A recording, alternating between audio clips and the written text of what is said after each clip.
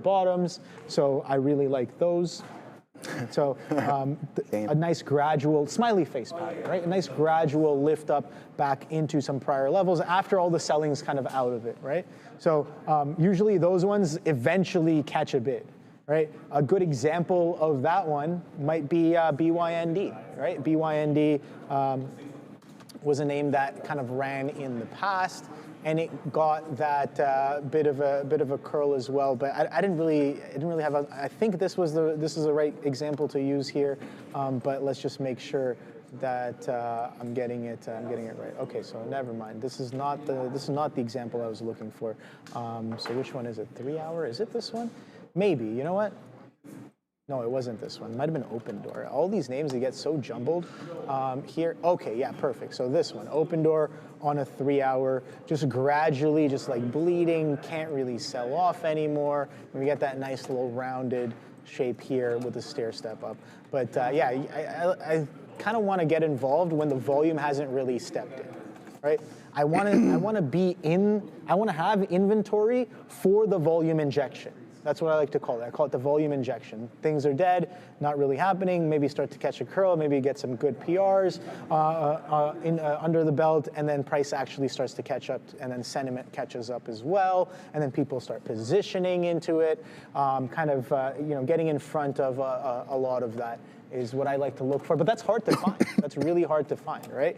I know a lot of people talk about episodic pivots. I've been looking into some of those. Shout out to the Stock Bee, some great material and content that he also has out there for the swing setups, right? So I think episodic pivots are definitely very interesting kinds or moments of price action on a chart, and should definitely be looked at closer. And I'm trying to learn that a little bit better as well. But sure. Yeah. Other than that, don't really have anything else. And oh wow, it's 2:02. Time flies when you're having fun. Yeah, I didn't even realize. Oh yeah, it's done, Neil. Wow. Sorry, brother. It's done. It's What's done.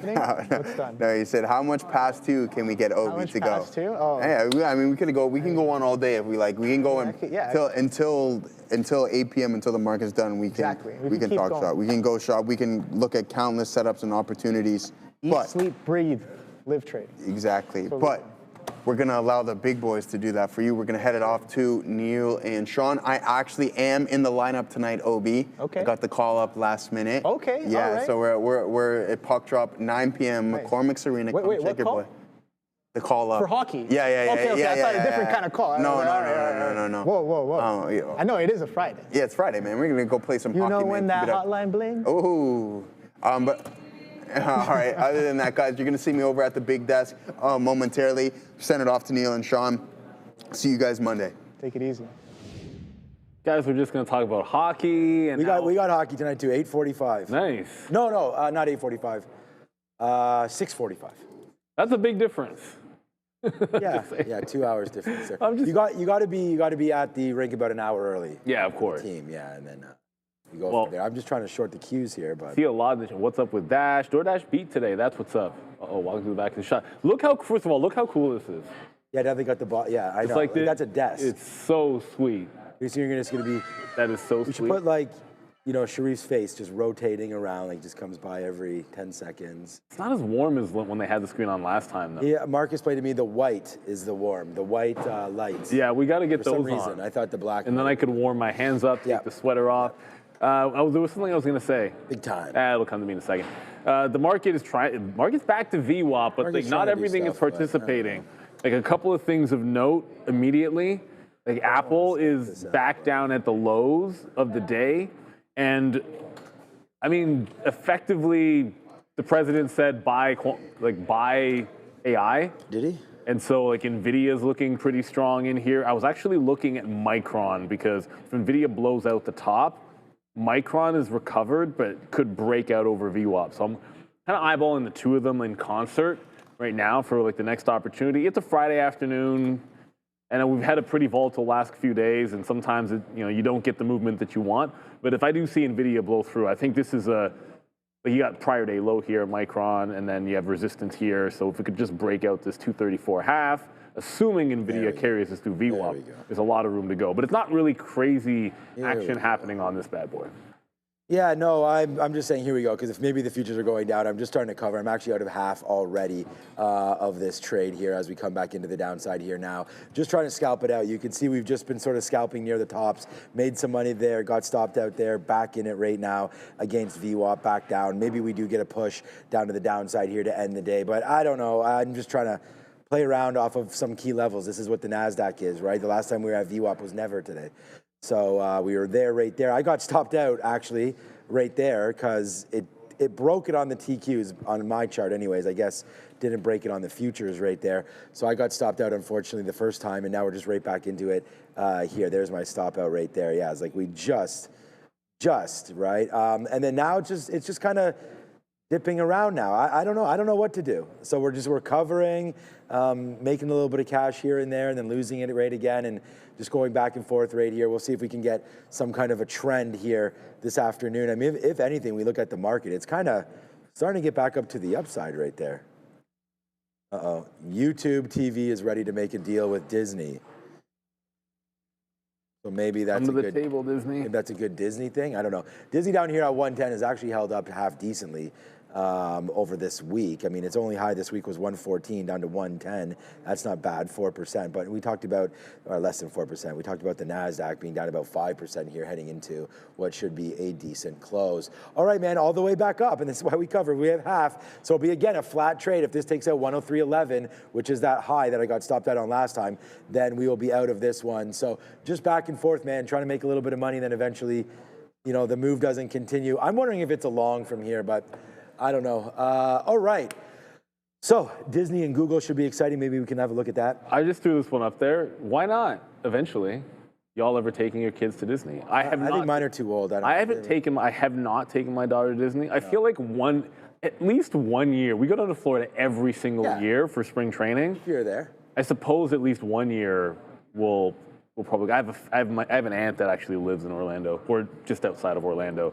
Nice. Like, yeah, eventually. I don't know. I don't have anything against. I like the parks.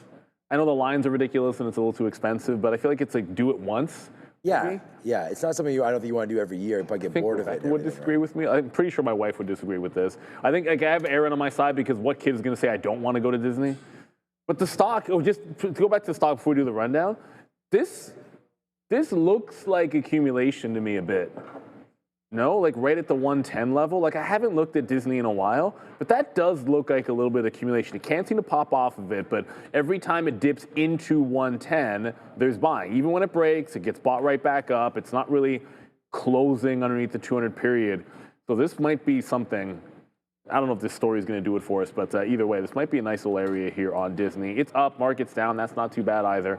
My sights are set on Micron, but if we are ready, let's get into probably going to be Tesla. The rundown. Well, if we're going to make some guesses, I'm just going to make some educated guesses just based on, maybe I'll use some like mentalism, like if I was like a magician or something. I'm just going to say like Meta, Open Door, Tesla, Nvidia, Robinhood. And we'll see if that ends up being it. What about AMD? No AMDs or Nvidias or anything? No. Okay. All right, well, Joe's got it going.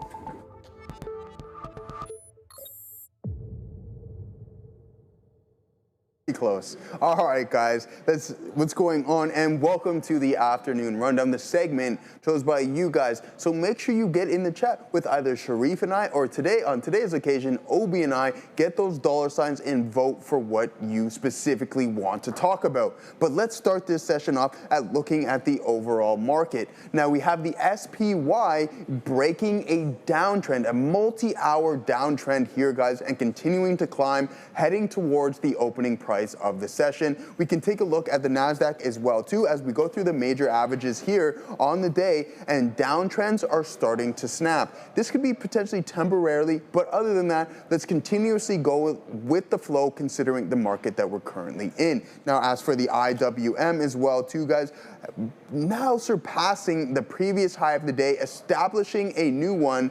That's a pretty big recovery in small cap land. And the final one, we'll take a look at what the Dow has been up to, and that is going to be not as strong as a recovery, but still breaking some downtrends, guys. Now heading over to our first ticker of the day, and that's going to be Meta. We've been talking about this name for quite some time, but we can now see that Meta and Mark Zuckerberg and company are investing $600 billion in American infrastructure and adding significant amount of jobs, including industry-leading AI data centers, and that's going to commit over $600 billion. We know that Mark can get a little excited about his capital expenditure. Do you guys think that it's too much for Mark Zuckerberg and company? Or how are we looking at Meta, guys? $600 billion. The good thing is they can afford it. It doesn't matter what we think about it. What the market thinks about it right now is no.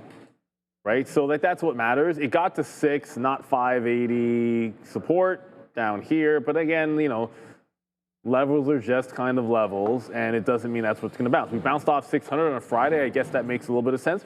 Look, everyone's concerned. Well, the market seems to be concerned. There's just some drilling going on. You guys can say, hear yeah, it. just some drilling. The market seems to be concerned that the return that Meta would get on their spend versus, like, say, the other, you know, versus like Microsoft or an Alphabet, and Microsoft's not having a good time either, isn't going to be as good. And that's not a bad argument, but I also think the low 20s PE is going to be a pretty good argument too. And seeing as we're crossing that threshold soon, because I think we're at 25, Meta's at 25 right now, it's too good not to be buying it when it gets into the low 20s in terms of PE. It's already bouncing off 60, complete V-shape 600, complete V-shape recovery got put in. I don't know how much more we're going to do until you get the imbalance. It's not really a trade for me. Like, my plan of action was, because I like the PE right now, the same way Alphabet was one of the best, well, it was the best Mag 7 PE for a bit, and that made it a good buy while it was hanging out down there. Kind of feel the same way about Meta. So I bought a little bit this week, and I'll probably buy a little bit in December at some point. Not really sure when in December, but, you know, figure it out some point next month. And maybe one more time before the next quarter of earnings and we get another update in PE, I'll probably still like it at that point. It's just DCAing when I think it's a solid value. So, you know, that's kind of the way I look at it with Meta. The market's put in a bit of a timeout.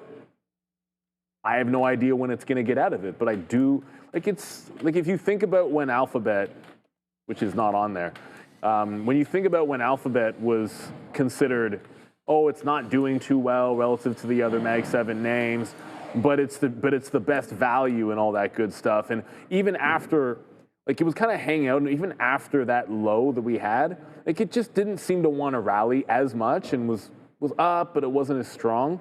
Well, when it got going, it was pretty good. When it really got going, it was pretty good. I think that's the thing about a good valuation. You know, when they start to get back into favor, people start gobbling it up. So hopefully Meta gets into that sooner rather than later, but I'm willing to be patient over the next month or two.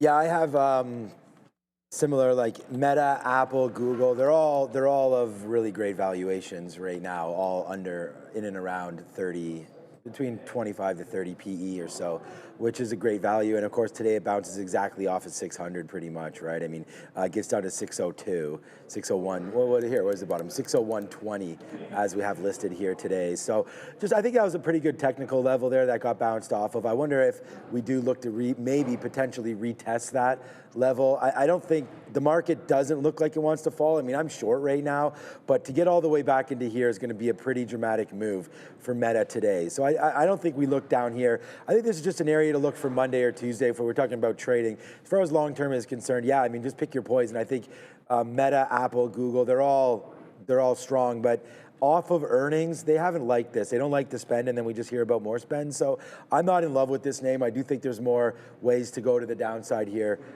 for Meta. But yeah, like 600 held nicely. The fact you've gone from 800 to 600, I mean, that's 25%, right, to the downside there. So it's already sort of been, you know, corrected, so to speak, on its valuation. So now I think might be time to pounce. You know, you never want to buy near the highs unless you get a story that, like, if Meta all of a sudden some sort of I don't even know what could rally Meta at this point, but if it starts to go, then you can sort of reassess and maybe get some more shares right now. But I like the idea of waiting for December. I mean, we never know, you know, what's going to happen.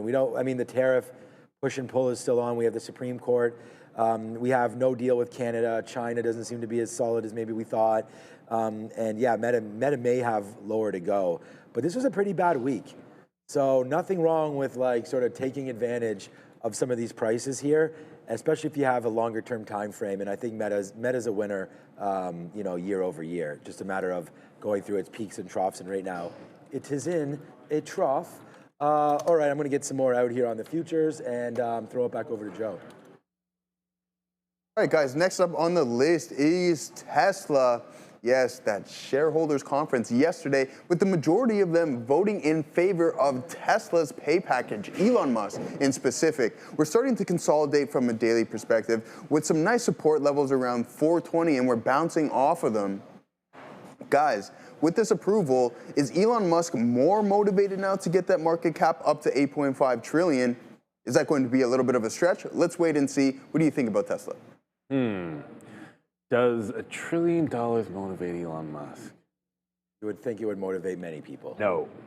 No, I mean, he's already... No, I don't think money... I think it was the control. Yeah. It was... It's that he's doing. Yeah, it's the ability to have control. I think that probably matters to a dude like... to a guy like Elon more than anything else, which he's got, and now he's secured that he's going to be in control of that future, and the growth that he's talking about, I think, is explosive. And why am I still looking at MP Materials?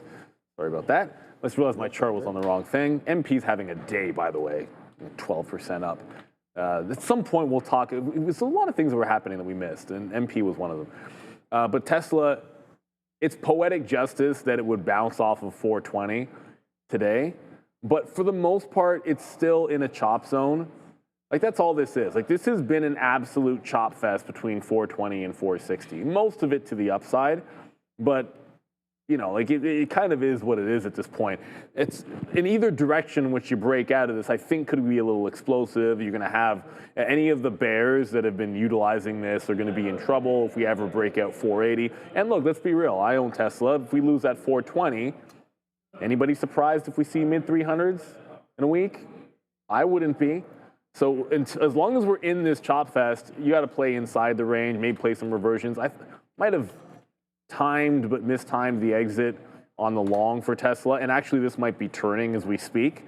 Like, it got to 435-ish and turned in the morning, and now you have a bit of a trend break, which is happening right now on Tesla. So power hour, if we don't get through VWAP, I don't know, most of the sentiment's been down. Like, it's still putting in a lower high. If you break this trend, we could really see back into the 20s again, where it's been a good bid.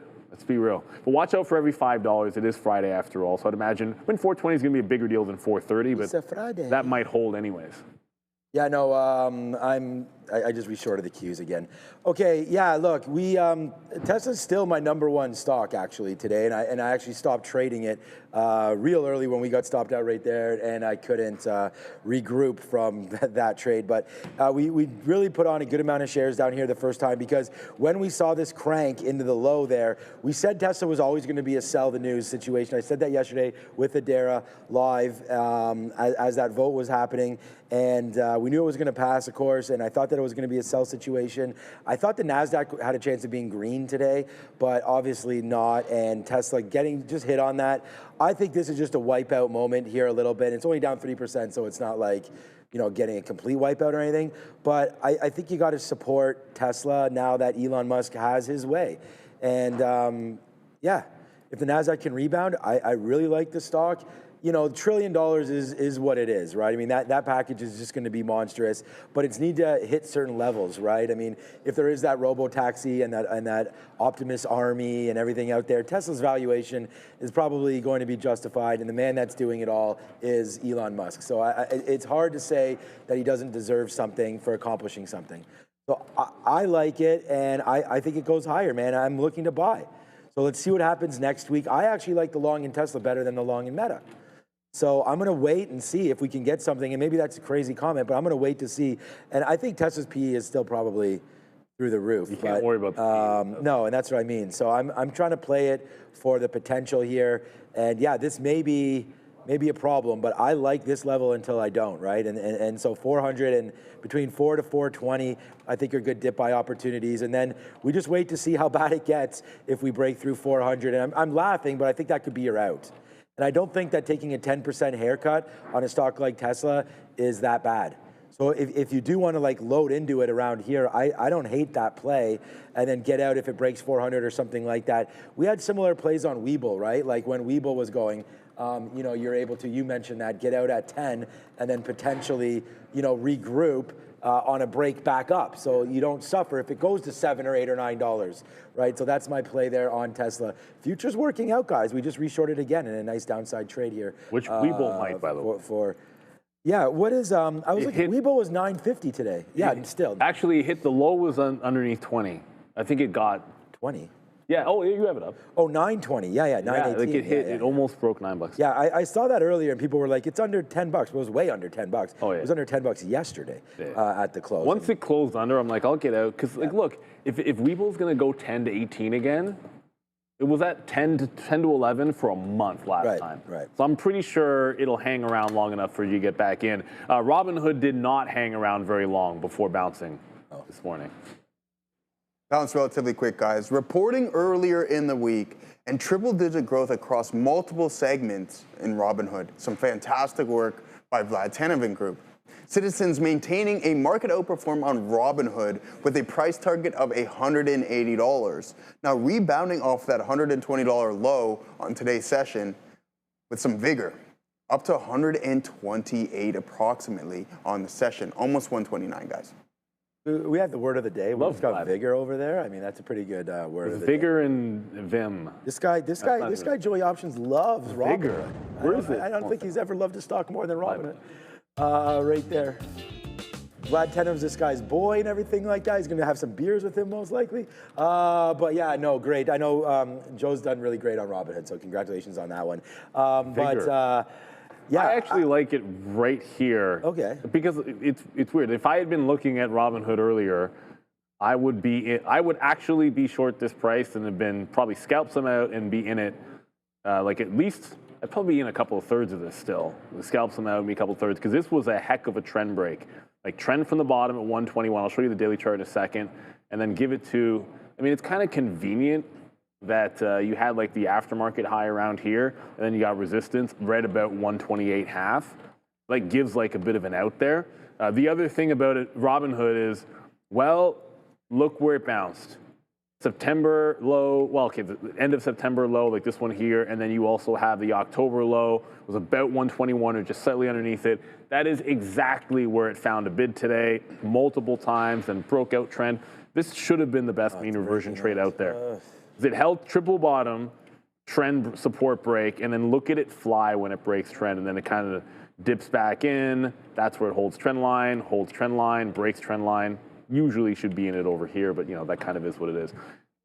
Good stocks, the stocks that people like, when they go SSR or when they get really beaten down, oftentimes when you get some kind of a support bottom made, it can absolutely fly, because you know the short-term shorts know to get out of Dodge because you're really in an upward trend. No matter what anybody says about, oh, it's pulled back 25% and the market's in correction, until you break support levels like this, it's still a standard dip buy. It already went from the high, all-time high, to 121 and bounced and got back to 150.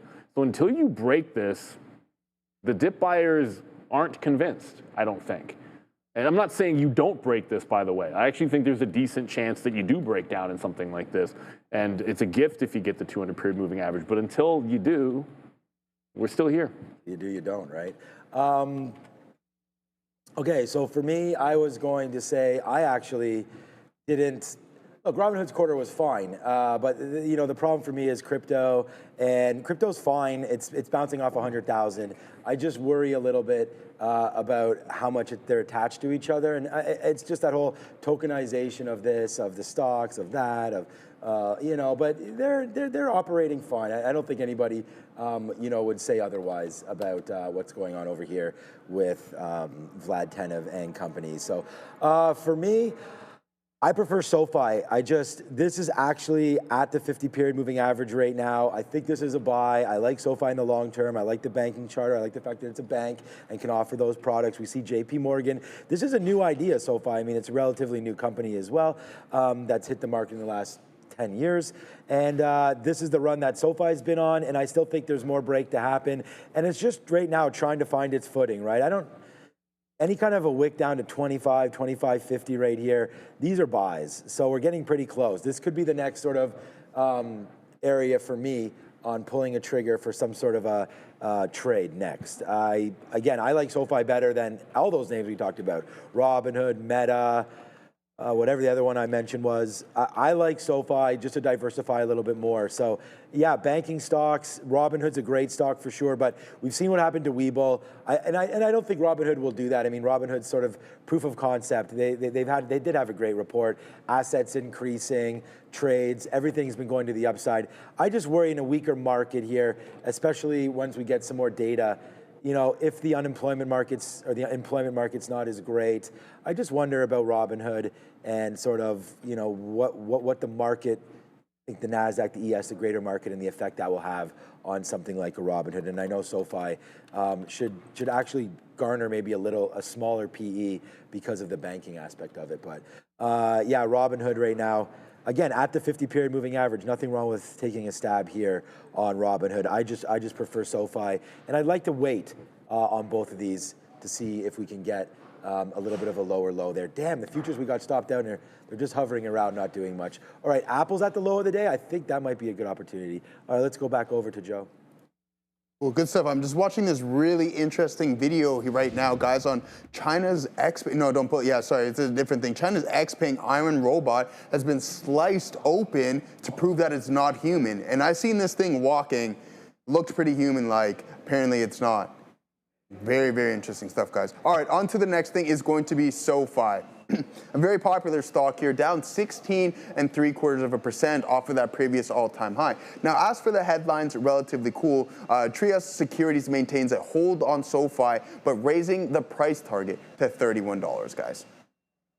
I mean, Sean already went over SoFi, and the charts. I didn't even realize. No, but the daily chart's basically the same as Robinhood's. I'm not. Like, what is there even different to say? Like, it bounced off the same, literally the same days that Robinhood bounced for the recent low, SoFi bounced off that same support level. It's even so crazy as, oh, I entered into a trend break trade on Robinhood. SoFi actually is also an all-day trend break. Although I'd venture it looks a little bit stronger, but that's a distinction without a difference. Look, I like SoFi. I own some SoFi. I haven't dip bought anything. I kind of feel like in this move, I'm trying to wait for things to break down a little bit more, and maybe that's just being too patient. It just feels different, so I don't know if I'm a buyer until it gets down into the low 20s again. But that's, yeah, I feel the same way as I would about Hood if I owned it, but not much else to add about SoFi. I like the stock. Rather trade Robinhood here this afternoon. We can also talk about a little Palantir. Ooh. Oh, okay, we're ready for Palantir, guys. Yeah, roughly the same thing between SoFi and Robinhood. Now, as for Palantir, 15.5% to the downside off of those previous all-time highs, guys. And let's see what's going on with Palantir this morning. That was a little quick rerun, but anyways, Palantir and Stagwell unveiled a new AI marketing platform to help global brands boost campaign performance and unlock greater returns. We always like that. Palantir down 17% off of those highs, guys. What do you think? I think Michael Burry is probably pretty happy. But like, what's the deal? So 80%, like 80% of the firm's capital is short Palantir and Nvidia. And it was what, 3 days ago? I feel like he's going to cover. Well, this is what I'm making the assumption that it was in and around the high 190s into 200. Like, if it's really up here at the top, that kind of exposure has not been trimmed. When you get a move down and, you know, Palantir from there, call it 15%, maybe 10. I'd like to imagine that there was some in front of that low here today. Like, that's such a huge, but who knows? I don't know anything about Michael Burry.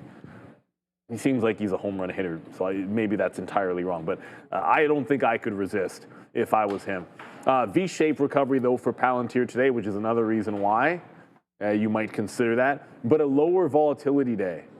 So the only, like, yes, it's a V-shaped recovery, but it's not one of those, like, normal ones where Palantir really feels like it got out of control. And it held underneath yesterday's low. So it's like a little bit of a rounded bottom, but it's not super bullish unless it breaks back out the 175. And then I think you regain the 50 period, all that good stuff. Then I think you get the shorts a little teensy bit more scared. But right now they are in control, even though you're at a support level. And if we lose 170, or I guess this is more like 169, you lose that next week, then we could really see what's up. Because the 150 is going to get defended like a champ. The 200 period is going to get defended like a champion on this stock as well. Like, those are the kind of levels it gets down there. It's like you'll like it for swings. Long-term traders will like it to buy dips. Day traders will like it to take reversions. And when you get to levels like that, and I remember during the financial crisis when stocks, like some of the best days, this is not the financial crisis, I'm just giving an example. Some of the best days day traders would have weren't even the short days. They'd be when things were pulling into levels like that and everybody was trying to buy at the same level. And as a day trader, you would just scalp the you-know-what out of it because you didn't care. Yeah, there go. At the same moment. I kept on trying to short that top. It's like you punched me out. No, I'm not. Sean said, there go the futures, and there goes my stop on Robinhood. It would have been better, ideally, when you take a trend trade. Like, you should be entering it here so that you've got some profit if it runs the top. But that's kind of like, from here, that's kind of an A setup. Yeah, so Palantir, I think there's going to be big opportunity if that one, call it 69 area breaks next week. I think you got to be patient for the dip buy there, but there's a couple of huge levels underneath that 169, 170. Next couple of weeks, we could be able to see them, and I think they'll be good trades. All right, I like the 175 break on Palantir, but for right now, each year there's over 3.8 million concussions that are reported in the United States, and there is no FDA, approved treatment. NYSE listed Oragenics is changing that with its first in-class intranasal drug designed for rapid brain access. With the concussion treatment market projected to reach $8.9 billion by 2027, Oragenics is uniquely positioned to lead the way. If you are interested at all in the concussion treatment market or any of their products, please scan that QR code or give them a look up, OGEN, of course, on the NYSE. So have a go at that. Yeah, the futures just broke higher right there. We actually got stopped out finally, and there it goes. And I was thinking about Palantir too, like right into here, man. It's battling, and if it can go and break, why not? There goes Palantir right now, breaking through 175. The highest it's gone was 175.10 when it was on a run before. It broke that, then it tanked pretty good into that. I just don't know, man. The NASDAQ, I've been trying to go long, and right now we might have just got the okay on that one as we are now above VWAP and holding back through 25,000 right now, it looks like here. So I'm going to try to go long. I just put a 175.08 bid there that just missed us there on Palantir. Again, an aggressive name that we know can pop, especially if these futures want to do this. And there it goes, man. Nice move for Palantir, straight up to the north side now. And bye-bye. It's too bad I was doing that read there because I didn't have my order set up to go long through 175. But I was saying it just before we went on the air. That's a lot of broccoli. It is a lot. I love broccoli. Okay. Broccoli, rice, and chicken. Next time we get broccoli, you can have mine. The chicken was good today, man. All over that. There's tons of extra broccoli. That's a better portion of chicken than we got. The chicken was really good, but our portion with the salad was potential. Minimal? Is that the right word? A little bit? Is that a little in French? Well, like a petite peu. Like so a what's small portion. Then? Maybe it's right. I don't know. I don't know. My French isn't very good. For a Canadian, my French is trash. They literally force you. For Canadian, your French is probably better than most. No, we're forced to learn French. I think it's starting in like grade 4 or something, and then you take it, and then you have to take it till grade 9. Yeah, 3 to 9, I think it is. Yeah, 3 to 9. So it's like 5 or 6 years you're forced to take French. I retained. I can probably count to 10 or something like that. That's about it. That's not bad. Hopefully you can do that. Thank you. I think that's pretty bad. Yeah, that is pretty bad. Yeah, I was just joking. Able to do that easily. I remember what fish is. Oh, what is? Okay. Right? I don't know. Okay, Andre. Why do you know French, Andre? Andre knows French. Most people that aren't born in Canada are much smarter than people that are born here. Oh, I agree. I noticed. That's for sure. All right, so here we go. About French, anyways. Yes.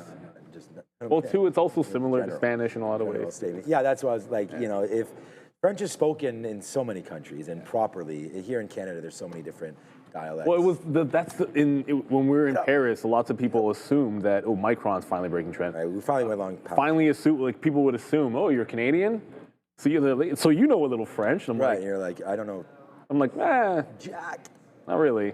Sorry about that. My wife does, so you can talk to her. Yeah, Right, so the market is really breaking through VWAP. Oh no, that chart sucks. Okay, well you guys can see that Nvidia, I don't know where all that went. Nvidia is breaking out over 185.5. It's continuing its trend to the upside.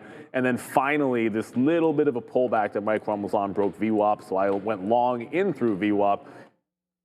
Corsair Gaming apparently going, I don't know why. This is from VWAP to 234 quarter, it's about $1 and change. I want to scalp inside of the range as long as it's in it. I don't know, that Corsair, whatever, I'm not going to flip the Corsair. Right now, the move is going on, and hopefully when I flip to NVIDIA, this will actually, okay, this one has data. That's what I was trying to show, like the whole chart of NVIDIA. That one was just showing the recent breakout, but this has been on an absolute tear ever since the president said buy, well, I guess he essentially just said buy AI. That sounds like apparently something that didn't help IBM.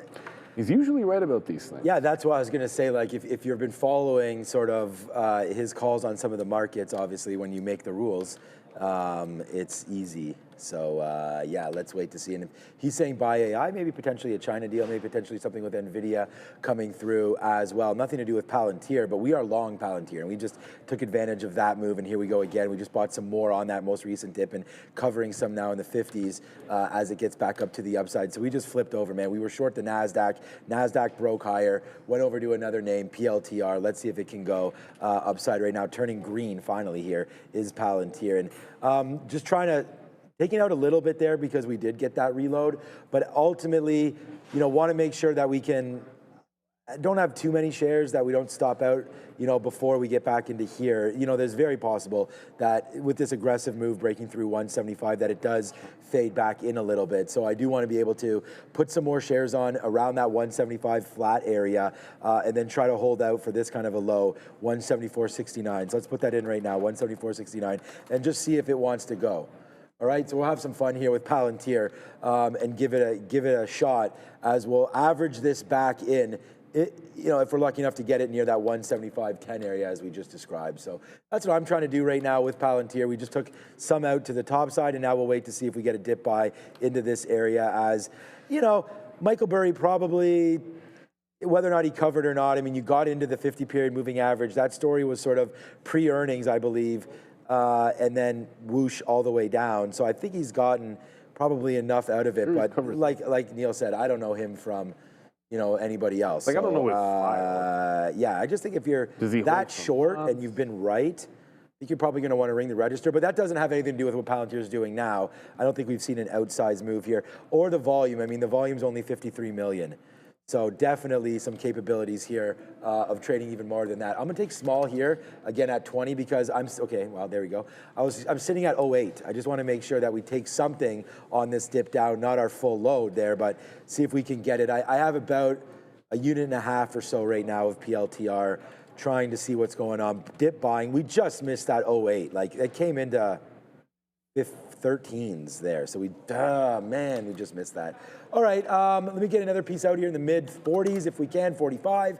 And then we'll wait to see if we have a higher high coming for Palantir here is what I'm hoping for. Give me that 45. Hopefully we'll get, oh, no, we did not get it. All right, let's go. I just heard let's go over to Adair. You let me know, Andre. Not yet. Just ready? Oh, fixing the cameras. Okay, we'll wait for that. There it is. We got 45. Oh, no, we didn't. We did not get that 45. Let's go 45. Let's go. Missed it again. Oh, nope. Nope. Almost. Yes. Nope. Okay. Anyways, we'll get that. I'm assuming. Is that me holding up with Arca? All right, I'm going to switch off Arca. Okay, well, we just got it. But it's the best game. Oh, man. Like, I feel like I was just holding that level there for no reason. Okay, Adair, tell me something good about Palantir or something. Apparently, we just talked to Duolingo through the high today. Not on Palantir, but I might have something good for the market. Apparently, I'm seeing some reports from Reuters that Senate Democrats are going to be laying out a proposal to end the shutdown, which would include proposing to extend ACA subsidies for 1 year. So that's Affordable Care Act subsidies. Again, keep an eye also with this in mind on some of these health insurance plays, CNC, UNH. HUM are the ones that immediately come to mind. But either way, guys, the point we're trying to make here is reportedly Senate Democrats have put out a proposal extending ACA subsidies for 1 year, which could result here potentially in the end of the shutdown. Back to you. End the shutdown. I just said to Neil, go ahead, I was crying about getting 9. I just want to show you guys something. Like, I wasn't getting 45s. Now it's at 95.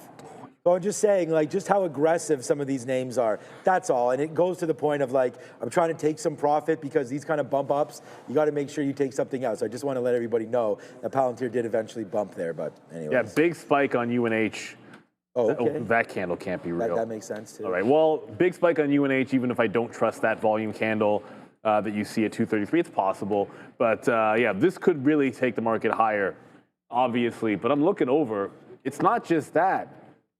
Bitcoin, man, only one way today. Like, the market went down before going up. This actually only went up, which is wild. So this might be a buy all available dips. I'm just looking over because we're still inside range. Like, it's bouncing.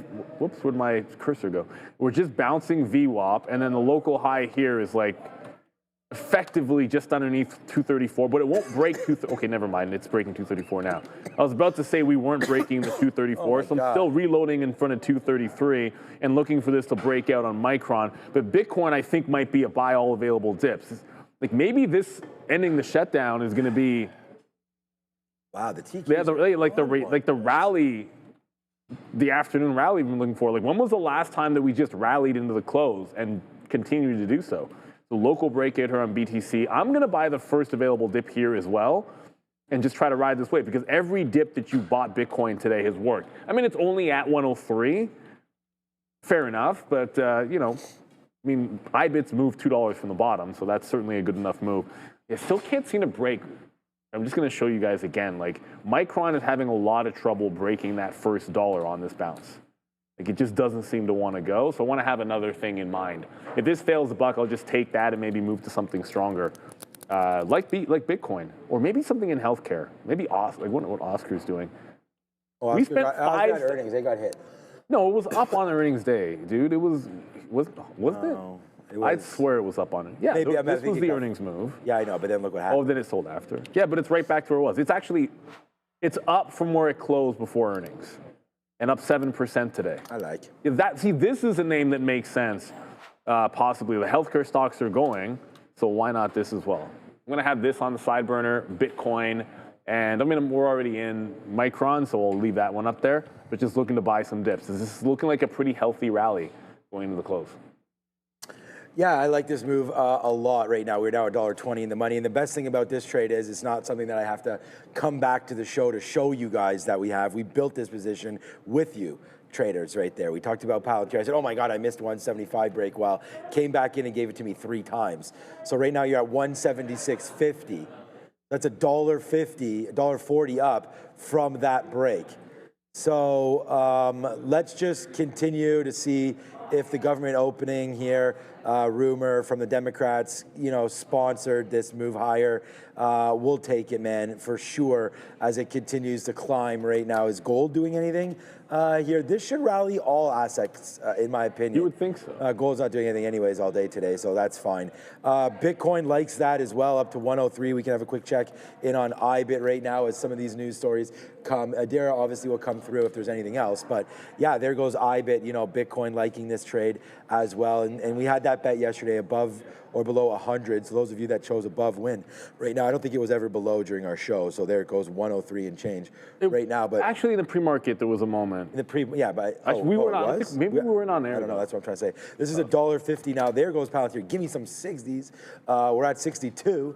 I just push offer, go up a couple cents, and then enter because again, we talked about this adding liquidity right on this as it goes up. So I'm not punching out. I'm getting hit on the way up, which is a different fee structure. So that's good.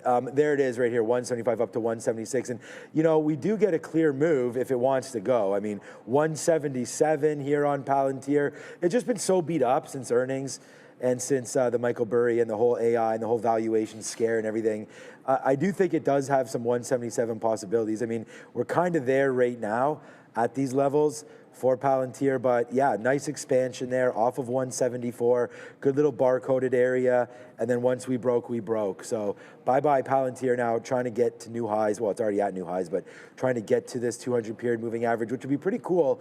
You know, last time it crossed that was 188. So if we can get that, man, that'd be good. So 177 is on the watch for me now on Palantir. And my last fill was 166, right? Oh no, we didn't get that fill actually. We offered it, but didn't get it. 176.62s. So that's where we're at right now. I think we're 30 or 40 cents away from, I don't want to say a top, but it may be a zone here where we had closed yesterday in and around this area. So just, well, higher than that is where we are now. But okay, there it goes now. So here goes Palantir. It's a nice move higher, trying to be good. So, all right, I like the trade. Unfortunately, on the futures, though, we had lost our way today on those because we had gone short right there. And then when it broke, I didn't take the long. So that was a little bit of a problem here for the futures going short. We were trying to buy these dips as well. Eventually got stopped out there. But just quick ins and outs as we said we were scalping. You guys, I think you might have saw me doing, yeah, it was 2 o'clock. Yeah, so you saw, then it broke. And I was like, forget it, I'm not going short anymore once we break this ledge. And now it's upside. So we switched over to Palantir, which has been a good little move there. But I don't know, AMD, NVIDIA, I haven't looked there. Both of those are pretty strong. I'm looking, you know what, this is, you know what, I'm looking at AMD right now. And I see this seller at the even dollar on Micron, and it's like, if they're just not going to let it go, like look at AMD. Like AMD's a bit stronger and starting to pull back in here. And then Nvidia, this chart should be fine. Nvidia also, like there it goes. And then as I was showing you with Micron, like you affect, whoops, MUA. Ugh, goodness. And with Micron, like it gets going. And then it's a good VWAP, and it's, you know, getting to 234. The highest I think was like the quarter, so it kind of went $1, and that was about it. So I'll just sit there for now, maybe get a reloaded VWAP, but it looks like it's just a scalp trade.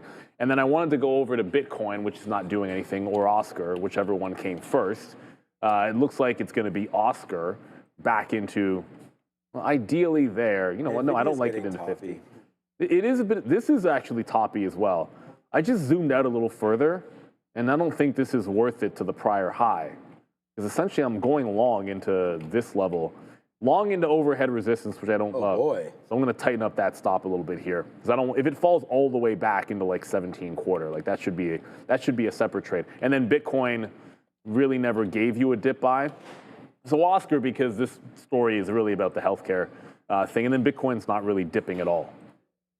So I looked over, I didn't really like what I was seeing with regard to UNH, like it didn't really present itself that well, but you know, Oscar, let's see if it can blow at the top. If it gets through 18 on Oscar, like there's some room to run. Let me show a 15-minute chart. Like if it gets through here, like there's some room to rally 18 quarter into 1830 or so. So yeah, I like that one if it can go. Market looking incredibly strong as well. Ends up, I'm actually disappointed in that Micron move only giving you 70, 80 pennies because Nvidia is still going. Yeah, I was saying it looks toppy, but maybe it's just going. I thought the same here for some stocks. Oh boy, what just happened to Palantir? So I don't have that much left. We get a headline? Oh, rejects. And I don't know. I will hear. I don't think it's good. I'm gonna get something out here at 35. But like. Again, right there. This is part of what I. So you better trade with softs is all I gotta say. What I was gonna say is, oh, you got stopped out of Oscar already. But look at this. I know. Oscar. So I stopped out at like 10 cents down, and then the move was like 60 cents down. Right. And then it's actually right back. So something just hit the wire. Obviously, I don't know what it is. Okay. So we'll wait. I'm gonna say something to do with that Democrats. Oh, here we go. Yeah. They rejected it. So they rejected the ACA subsidy offer from the Democrats. Can't have nice, from Bloomberg. Can't have nice things. The tech stocks might be okay. So I was just going to say something about my style of trading just quickly because, you know, most of these outs are here at 176. There's a bunch of them. And you're going to say, like, this guy's a maniac because there's all these outs, right? But it's like, I'm just taking out like 5% or so on the way up. And so it gives me the opportunity to max out like more than that when we're in here as we bounce against 76, right? And then as you get to the upside, we still have like Right now, I don't have that much on. Like right now, I have like 15% on, which is not that much. But, you know, at the end of the day, it allows to hold for some of these wins, which does add up at the end of the day when you're doing this. And I'm just going to go back to the TQs. We're going to go to Adara. But like getting out partially on the way in makes that when it blows to the upside, you're not getting stopped out or shut down or whatever it is on your full order. You are able to reload it. But sometimes reloading is not great because you only get out part, get out part, get out part, reload it. Now you have a full position. When it blasts higher, it could be a net loss. But let's go over to Adair for this news. Yeah, I'm still not seeing the headline here. Apparently, I guess one GOP senator rejects the Democrat offer. So I don't think it's been voted yet, guys. It's just one senator, as far as I can see, who doesn't like the offer. So I just want to mention that. But I want to talk about Coinbase and CRCL. Here is COIN. Keep an eye on these stablecoin-related plays and on the market in general. Notably, dovish, Governor Micron here. Fed Governor Micron set to speak on stablecoins and monetary policy around 3 p.m. Eastern. If I can find a stream for it, I'll watch the stream. If not, I'll follow comments here on X. But again, guys, all I'm seeing is one GOP senator in a Fox News interview said that they do not approve of the reported plan and offer here from the Democrats on the ACA subsidy. Back to you. That checks out because, I mean, that's... I only heard one senator's name. I don't maybe remember what it was. Yeah, so there you go. So good call there, Dara.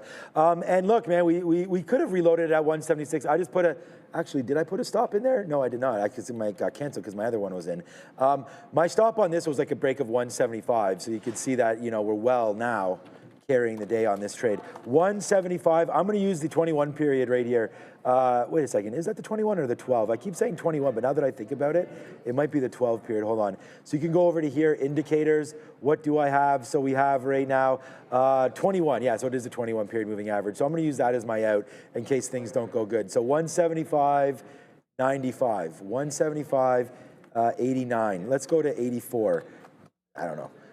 Get out of 100%. We have 15% left of this trade. Let's go back over to Neil. Yes, sir, because we got some exciting news out of Canada for sophisticated traders watching the stream. Beta Pro by Globex Canada is Canada's largest provider of leveraged inverse and inverse leverage ETFs, and they've just launched 6 new triple leverage ETFs offering 3 times bull and 3 times bear exposure to the S&P TSX 60, semiconductors, and on U.S. Treasuries. They're also offering a special fee rebate. Management fees are being dropped to just 65 basis points until December 31st, end of this year. Plus, the U.S.-focused strategies use currency hedging, offering the potential for more pure performance and exposure. So if you are a tactical, sophisticated trader looking to amplify your performance, check out betapro.ca 3x daily to learn more. Shout out to them. Scan the QR code you see in front of you. Right back up and again. I think it was Artemis in the chat asked if it's a holiday on Monday. It is not. Like here we here we actually observe Remembrance Day, you know, the 11th. It's not a holiday. It's not a holiday. I think it's a bank holiday, maybe. It may be a bank holiday, and there's usually a moment of silence. You'll probably see us do one, 11th hour. I would make the argument that it probably should be, but you know, we don't make the rules. Like we have made up holidays in Canada. Oh, get ready, man, because we are so close to Queen's Park. They're gonna be firing off cannons. Yeah. Yeah. So I remember I've been walking around the streets. I don't know why it's not, but. Yeah, it should be a holiday. Yeah, you're right. I don't know why. Like we made one up like Family Day. Literally, we literally made up Family Day in Canada. First of all, I'm taking that back. No, don't get rid of any holidays. Let's add one. No, I'm not nothing against my bad. it. My bad. No, we don't get rid of it. I am running for mayor over here. But it should be. Why? Like, Yes, why? It's Family Day is an actual day in Manitoba, but it's not called Family Day. It's called Louis Riel Day. Fun fact. For people who are not aware of Manitoba, he is a guy, he's considered in some ways the founding father of Manitoba. Yes, Louis Riel Day. We don't have Family Day. Interesting. We learned about, I mean, okay, well, I'm going to loosely say we learned about that guy in school, but I don't remember anything about him, so I just remember the name. I remember the name. I don't know, Joe. I don't even hear her. I can't. Forget it. Let's just keep talking. Sorry, Adair, we don't hear you. You tell her that her mic's not on. She's talking and talking and talking. Oh, I don't think she's not even talking. Okay. We're getting an education lesson. And something about Louis Riel. I know all about Louis Riel as well. So it's Tuesday the 11th. I might have said the Monday, but it's the 11th. It's a bond market closed, but stock market open. I think it's a bank holiday here. We call it, you guys call it, Palantir, it's Veterans Day for you guys. Here we call it Remembrance Day, but it's effectively the same thing. It's a Palantir. That's why we wear the poppy. Yes, we did, Obi. We did good news. Possible government shutdown. Avert. Finito! Finally comes in with some. Would you look at that? We'll be talking more about reversions, you know. I mean, this guy, who knows about this guy? You called that reversion from the first 50% green candle. Obi's been calling this, so he's very, very Apple happy. is low of day right now. I mean, we are now Interesting. $2 in the money on Palantir. So there goes Palantir, man. And you guys know, like, when the stock market goes boom, Palantir goes bow. And it's just like instant money to the upside. But when you're wrong and the market falls the other way, Palantir can do you the other way. So there it goes right now. Wow, I have to take, I mean, Neil, this is now $2 and change as we get into the 30s. This is not stopping right now. I don't know, like Alex Karp is like, get this government back, baby, because we need to get funded again and we need to start talking about some drones again. But there it goes, 177.40. Palantir is on one, baby. This is a big mover, and it's one that not that we should all have. If you guys like the long, I hope you took it there as we sort of talked about it, breaking through the highs there. It was good because Joey Options there was talking about Palantir as one of the last names on the list. So thank you to you guys for all of that one. But now we're discussing stable coins as we just talked about that as the Genius Act being discussed. So, you know, a name like Circle is something that we could watch on that as they are the distributor, they are the creator of the USDC stablecoin. So we can, as far as I know anyways, we can look to see if Circle has any movement right here, and Circle gets the square, but it also gets hammered. It hasn't had an up day in 1, 2, 3, 4, 5, 6, 7, 8 days. So 8 straight down days for Circle Group. And it's, you know, right now the Wolves are circling, or the Hawks are circling around this name because it's been beat up pretty good, man. This is $150 back on October the 28th.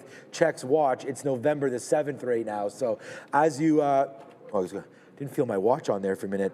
I'm going back to the, don't have O'Leary back on because I'm always wearing my Apple Watch. Oh, here it is right now. Breaking news from CNBC. Democratic leader offers deal to reopen federal government. Just a little late on that one, CNBC. That's why you all want to watch. Well, but that's how they are. As we have the goods for you every single day. Yeah, we know that, Carlos. So that was part of the dip down here that sort of just happened in the market. I'll go to the TQs, but we did get a little bit of a dip there. This is me shorting, by the way. We did get a dip there when we did hear that there was a potential for rejection when one senator had denied that. But that's, again, there's no vote, as Adara said, or anything like that. Yeah, just one individual there not agreeing with whatever. So, you know, until we hear from the horse's mouth,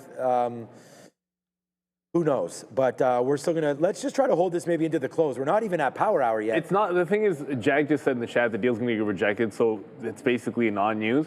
But you have to, there's two sides to this tea coin. leaf. Like Nvidia and tech was running when the president said buy AI. It's really just like the healthcare, like Oscar and UNH that were running, like the secondary push. And so like there was a secondary push that moved some other stocks higher, but really like in watching Nvidia here and AMD, just because, like I said, the move on Micron, it's a $200 stock. It only went like $1. But you're getting a little bit more movement out of AMD here because in the same time, AMD's gone 2 instead of 1. So I'm watching Nvidia and looking for this consolidation dip buy in AMD. But it's starting to slow a bit. I'm looking for re-acceleration here because Nvidia seems to be leading the market higher. So I think you call it like more of a tech rally than anything else. I think that's the best way to look at it. So I'm looking at essentially AMD instead of Micron. And this one might just end up blowing out this top. I want to get along before it takes out the morning high, which is about 233. About 233 here. I mean, it's power hour coming into now. Ultimately, like this is one of those days where I'm not going to be green today, but thankfully it's like one of those like small days. The rest of the week was much, much better. But these afternoons can be tricky. And what I don't want to see happen is the old Friday, we get to a big level and then just absolutely stop like a rock, which happens a lot. But because we have an hour left, I think there's at least a couple dip buys left. So we'll try AMD because it's moving a little bit better. As I said, like Micron is what it is. It wasn't like it was a losing trade. It's still trying to go, but just maybe a little more pep in the step of AMD. Yeah, I was just saying in the chat, we have the most peppiest stock over here. This is $3. We just took some out, but that's what Palantir does. I tried to short AMD, to be honest with all y'all there. So yeah, Fed's Myron right now talking about stable coins, but if we hear anything or we see something happening there in Circle, we'll Increased okay, we risk will of get into getting that. zero. First of all, we can just check on Coinbase bouncing off 3 bills today. Huge. Like, what a move for Coinbase, man. I mean, this is probably the best name to be trading right now. I mean, I'm happy to have $3 on Palantir in front of everybody, but it's Coinbase right now breaking that 306. Got up to 310, it looks like, right now. So congratulations for Coinbase shareholders, as that seems to be working. Adara's got some sort of news, I guess, from Myron or something. There's one comment here that he's made so far, and again, he just started speaking, that I do think is worth noting. He said that, quote, lots of stablecoin usage would likely lower the neutral rate. So he believes the neutral interest rate could be lowered if a lot of people use stablecoins. If he gives more in terms of like his thought process on that, because I am personally curious, I will let you guys know. But basically, long story short, he also said here that he is encouraged by stablecoins integration into the financial system. Again, COIN, which is on my chart here, would be a name to watch. CRCL, which is reporting earnings next week, would also be a name to watch. Back to you. That's why I called up Coinbase. I mean, I don't know. So the only stock I bought today was SMR, and I bought it at 30 bucks. Hey, I'm in the money finally. Yeah, but remember this was just $27. So I was like, oh, okay, so we're already down 10% on SMR. SMR has made a move from the bottom, 26.50. It's now moved up almost 20% from the lows. You know, that's adding $5 to 26.50. Like, we're only adding $4, but I just can't do that math. So about 8%, sorry, about 15 to 20% higher off of its intraday low for SMR. So there it goes, man. Out at 57, back in at 30. Let's see if that one can work out for us as well. We did not buy any dips in Palantir in my own account. Didn't do anything otherwise. Meta's been a big talk around these joints as well. Meta going green, it looks like. That's going to be nice. The one mega cap name that I would have bought on dips and still looking to do that is Microsoft. I think this is really the biggest name to get involved with. But again, like, I don't know how good Copilot is or anything like that. I just know that they've had trouble monetizing so AI through Copilot. That's why I liked Apple. I mean, Apple's the one that's going Oppo right now. Like, this is near its day's low. Apple seems like it's better when the market's weak. Like, considering what's happening here. Oh, so yeah, Dara. Yeah, we got better than expected consumer credit coming out here, 13.093 billion versus the forecast of 10.23 billion and the previous print of 0.36 billion. So better or higher than expected here, consumer credit. And again, more stablecoin comments from Fed's Myron. Long story short, as I already said, was just that he thinks that they'll put downward pressure on rates, and he thinks they should be integrated into the financial system. Back to you. Mohammed, can we get that super chat on here? I got it. I just hit, oh, there it is. Yo, send me one. I'll pay you for that. I will pay you for your extra iPhone. And they sent you 6? But then I don't want, you know. Anyways, Mohammed, hit me that sounds one of them, to take a line from the wire, that sounds like one of them good problems. Yeah, that's bank error, as we say in Monopoly. Bank error in your favor. That was Marlo to Chris or Chris to Marlo. I should know that off heart. Yeah, what the hell are you doing? You don't know that? Trust me, you'll like Marlo. I know, I got to get into the You wire, will like Marlo, for sure. It's actually not that much we're watching right now, so maybe there is something. Well, I can't promise. I don't know Marissa's taste, but you will like The Wire. She'll like 100%. it. She likes Marissa really likes Law and Order. We just haven't watched any of that in a long time. I know. Yeah, I know. Adara likes that. But there's like a million Law and Order. Like, it's not like one Law and Order. We don't really watch it. The Ice-T one. SVU. Ice-T, the one with Ice-T. You want me to ask her? I don't know. There's something about Law and Order. That's all. I don't know. Okay. They go through the Clearly, law. you love that. Clearly we never watch it. I already said we never. Sean, please tell us which one. He doesn't know. We don't watch them. I just say she likes them. We literally. I think it might be Special Victims Unit. I'm going to ask her. That's the most popular. Okay. Well, yeah, that's why I said it. Which Law and Order do you like? Okay, we'll get an answer here. Watch how fast this answer comes through. Okay, so Nvidia is still going higher. And by the way, oh hell yeah, it's your face slapper. It is now $3, Obi, in the money for Palantir as we go higher and higher and higher.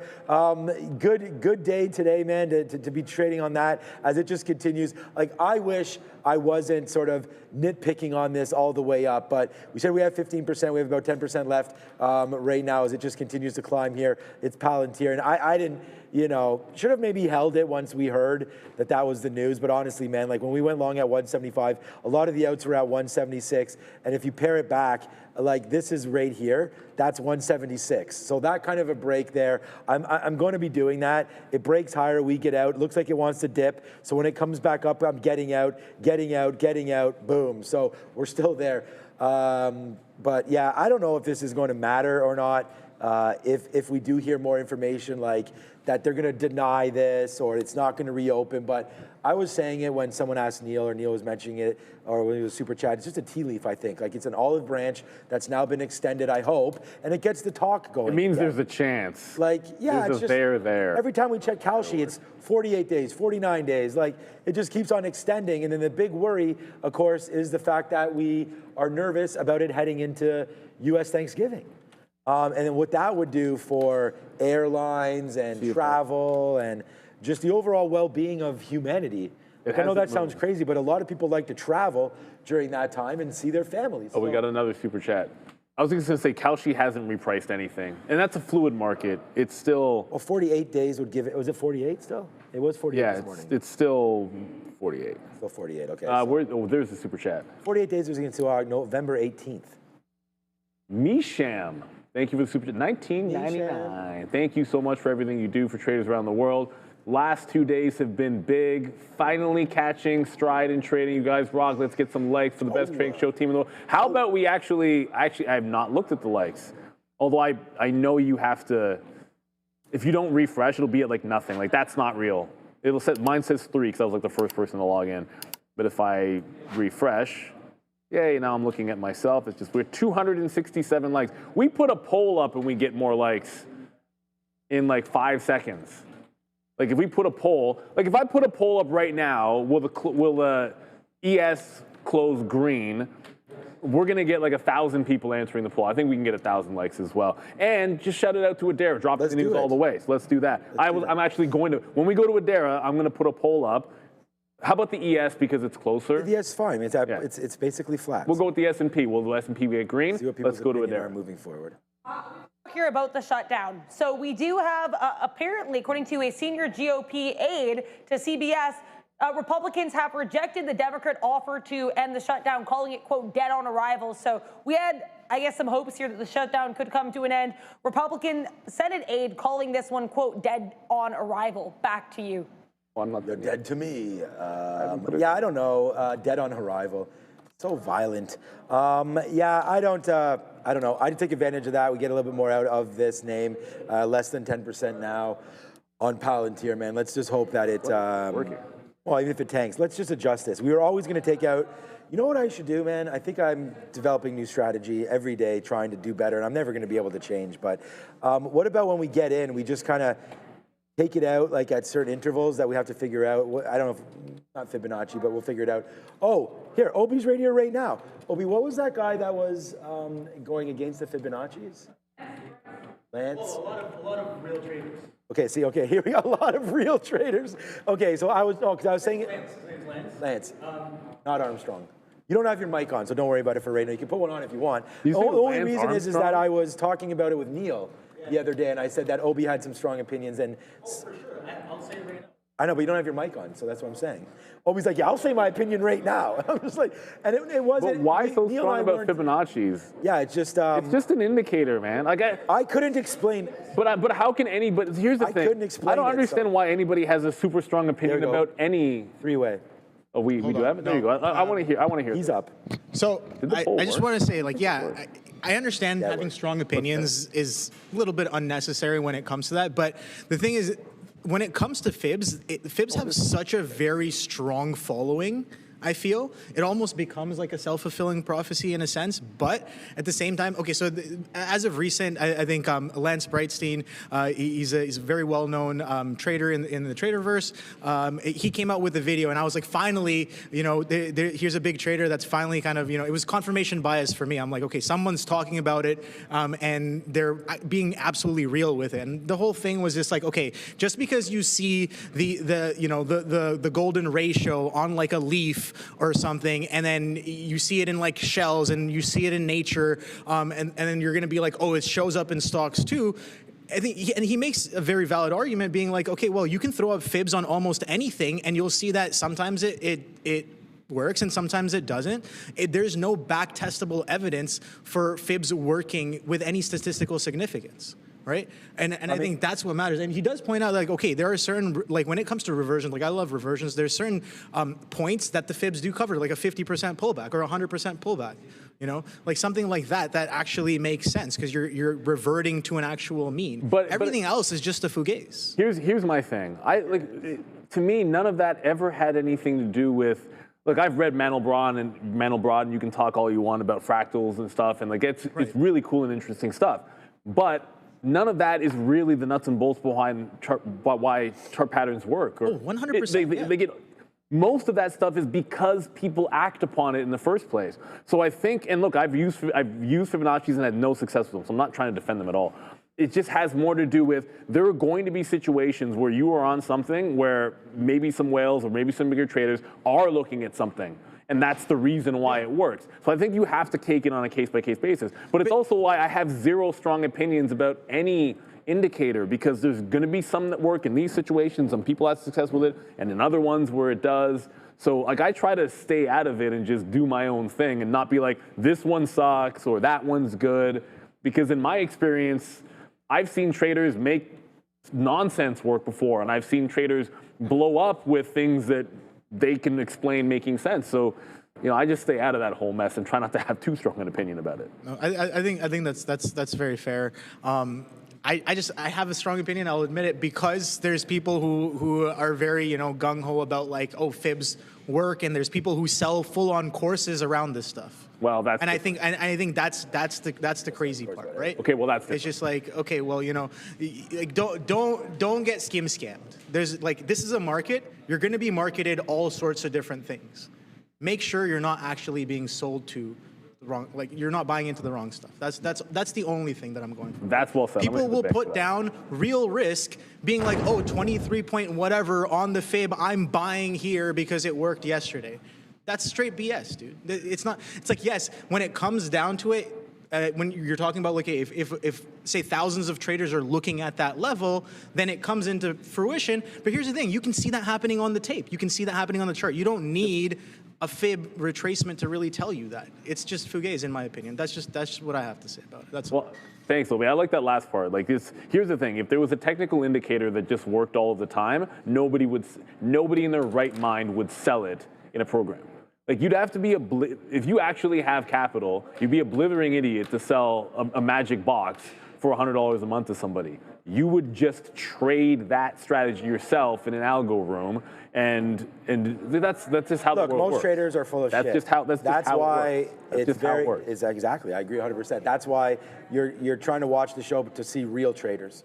You know, we have lots of people that come on, not just our show, but lots of shows that come on and they're just talking up their products, right? And that's cool to do that, but at the end of the day, let's see people actually put on winning trades, you know? And that's why I wanted to get Obi on here to talk like that, because when you're passionate about something, you could definitely see, and you know, that is the truth, and that's why we're doing what we're doing. The best thing to do is to practice yourself and figure it out. And I think, you know, what you want courses for and things like that is maybe mentality or trading psychology. Yeah, that's what I'm saying. Psychology, and then honestly, basics. How to use your own trading platform. Yeah, how to use a platform, how to get into a routine. Do you remember this? Maybe, I don't know if you remember this. We are two of the top traders at the time who actually were very successful for a long period of time. They both got rinsed on a trade, and they were trading outside of regular market hours. And the only reason they lost was because they had the manner in which a certain key worked in the aftermarket, how far they could swipe the book, they were wrong about how far they could throw the order. So therefore their order rejected and they got rinsed. That is something that they could just have known by preparation. Like the most important thing to them that day was a simple, it's literally in the market guide. Like read the market guide and it tells you the rule on that key, and they both would have saved thousands of dollars. These were good traders. Like actually, like the importance of knowing your platform or knowing market rules is so, like it's huge, and so many people seem to just ignore that. Okay, I just want to show this quickly. So Marissa, just by the way, it's SVU is what I knew it was gonna she was watching. So this is my house. Remember we talked about the cheese head. Here's my Packers. You guys have seen this live on the show. There's my troll that didn't work. By the way, why is my Megatron Green Bay Packer guy falling down over here? Okay, so here it is. Watch this. There's my TV. So there's my cat in her box right there. I guess Marissa put something on the TV. Jump. And it's just watching these flies go back and forth. So that's pretty cool. No, my house is not infested with cockroaches or anything like that. But there it is right there as we have some. Whoa! Oh, there was a lizard there at the end. Okay. But anyways, thanks, Marissa, for the cat knocked over Megatron. I think we all know it. Too funny. What's up, Adara? What's up here is certainly crypto. COIN, CRCL, and other crypto names on watch, because we still have Fed's Myron talking here about the crypto space, saying that cryptocurrencies affect the Fed and the central bank. And so, cryptocurrencies affect the Fed, so the central bank must take account of all of them. So again, it's worth taking account here, according to Fed's Myron, of cryptocurrencies because they do impact the Fed and the U.S. central bank. So again, COIN, CRCL, still going to be on watch here as we send you back to Sean and Neil. Thank you very much there. And yeah, like you gotta, look, I'm just saying, the cat is, you're like, why did Megatron get knocked over? Yeah, the cat could have easily jumped you were up looking at the culprit. I know it, yeah, you know it. Cat's going everywhere. Megatron knows it as well. I like that Megatron. I have a Jordy Nelson little plush doll too. That's how long we've been Packer fans for. Jordy Nelson. Jordy Nelson has a plush doll? Yes. Yeah, I have a Jordy Nelson. Like, it's actually quite big too. I think my brother must have got it for me. Donald Driver was more famous. Yeah, and I have, they're not called babushka, but you saw that in that picture too. Where it has, there's a whole bunch. There's Donald Drivers in that babushka. It's, what's it called? No, they're called, Matryoshka?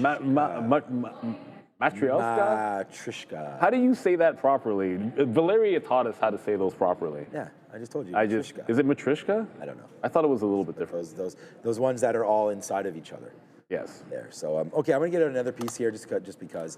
I think we've hit a bit of resistance in some. Yeah, Palantir just broke through the. So I should have had a stop there. Oh, my stop is lower. That's why, because that adjusted.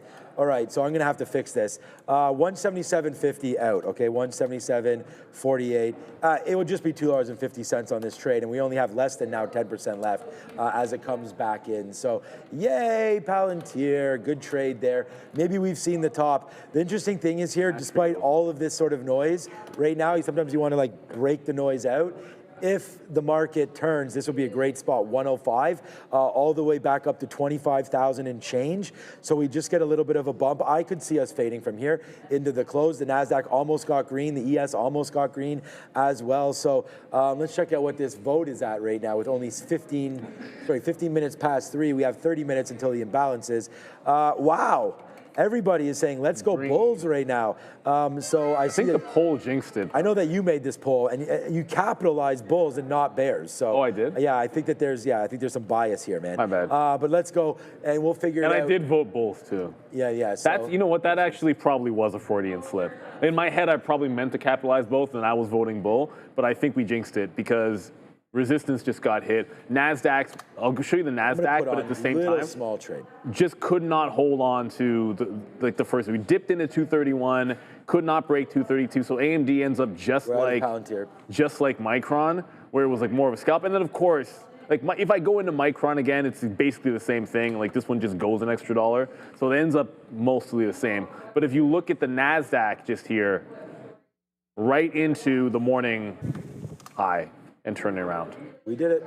So here's what it is. Sirens up again, guys. Not just talking about it myself here. I took it, but small. You might have heard me say I took this trade. There it goes, man. Boom! We take the futures to the short side. We take ourselves out of Palantir. We short the futures, and down it goes. What's up, Adam DeLuz? I see you in the chat saying you like that idea as well. Hey, man. Great minds, great minds. I don't know why you're thinking like me, but here we go. Nice move to the downside. Take some more cover right now. There it is, man. It's 30 cents. I mean, again, when you're sitting here trading, we're trading on props, so you know the amount of shares and everything that we can take is quite large. So there it goes. Well, I mean, we'll keep scalping out 30 cents. What I said was the next time I do something like this, I want to try to watch the 21 period potentially for an out, but we're just starting to turn down right now. So I am going to take advantage of these last wicks because I cannot change the style that I am and trade off support and resistance. So I'm trying to get better at that. But if it comes back in and stops right here and I don't take it, I'd be beside myself. So we're going to take a little bit out there. It's coming back up, so we can probably get more short as we go. But I do want to try that short, sort of against the high of the day right here. It's 105.30, so I'm not, that's why it's a small position. If it comes back in, I'd really think 105 is probably the right risk to reward. I don't want to risk it all right now because the market's in a trend to higher. We're playing, we have the guy right beside us here, but we're seeing if we can get a reversion back in here to the mean, which would be VWAP. That's pretty much what the mean is here, an average of buying and selling throughout the day. So we'll see 103 or so for the futures. I don't think it's going to make that kind of a move. So this is where we broke out on the story of, potential Democratic, I don't know the proper way to word it, but discussion of a, settling, bringing the government back there. And again, we're just hearing what Adair has been telling us, and it was just, nothing's official or anything like that. So it could be smoke and mirrors. It looks like the momentum died out here. So we'll play it, right? And then now it's breaking a little bit lower. So I do have another, actually I do not have another bid, but we should put one here. Let's put one at 35. And then now we're still holding 80%.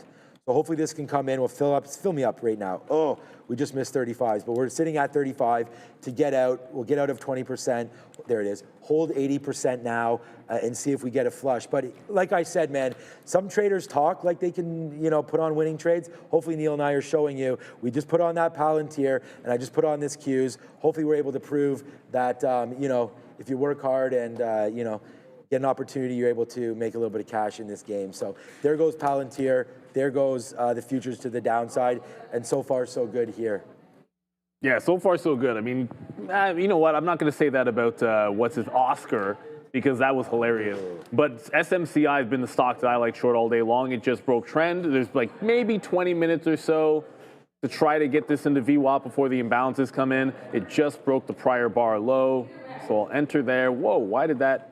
That's hilarious. I literally just punched in and then had a stop already, misplaced, and got 1 cent. Futures. But as we're starting to come back in, there's plenty of room to VWAP. So I want to make sure I can get something into the 60s, into the high 60s. In this consolidation, out's the prior bar high. Target's going to be VWAP. It's Friday. There are a couple of names that are supposed to be big. Oh. DNOW, I think it is. DNOW. I'm not even familiar with it. Okay, there it is. This is supposed to be an index action, DNOW. I'll double check the actual number. And then BMNR, whoa, that's big. 1.1 million to sell on BMNR. That's kind of a big deal. So all of you BitMine fans, that's a pretty sizable imbalance there on BMNR. Million shares, 1.1 million shares, and almost nothing paired off. It's done 35 million, but that's a big chunk. So I'm going to keep eyeballs on that. And as far as DNOW goes, it's supposed to be, I know I saw it on here. Well, that's supposed to be huge. It's actually supposed to be a 17 million Why? Are they buy. being bought? Oh, buy. What is that stock? It is literally I'm not called familiar DNOW. with. I'm not familiar. Why with are they being? What is DNOW? Are they being added to Russell or something? It says S&P 600. 600. Okay. Yeah, S&P 600. 17 million shares. That's huge.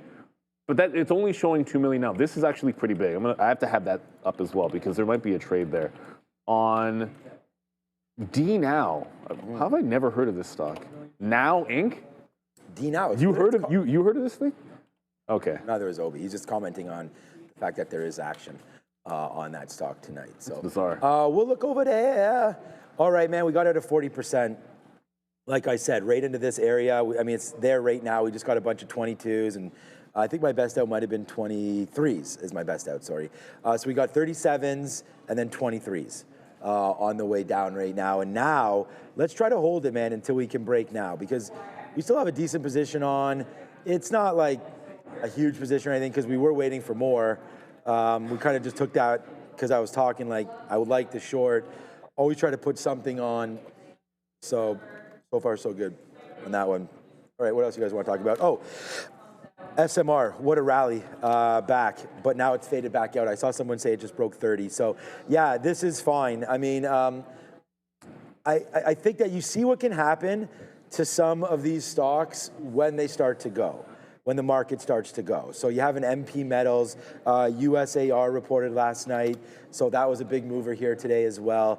And then a nice recovery, I can show you, on the day. But like, again, another name that's been real super beat up since the take the government talk, the MP Metals stake and whatnot. LAC probably come back to life as well at some point there. Yeah, down to $5. This was 8 or 9, I believe, at its highs. So this has obviously come back in. Sorry, scratch that, 10s at its highs. So that has come back in quite nicely and very aggressively as well, right? And then, you know, Rags over here, like Dave, Rags, Rigetti, shout out to all you Yankee fans there as well. They're down today, but nice battle back. So as the market, well, actually, yeah, battle back from the lows, but actually just where we sort of opened right now. So we opened up down 4%.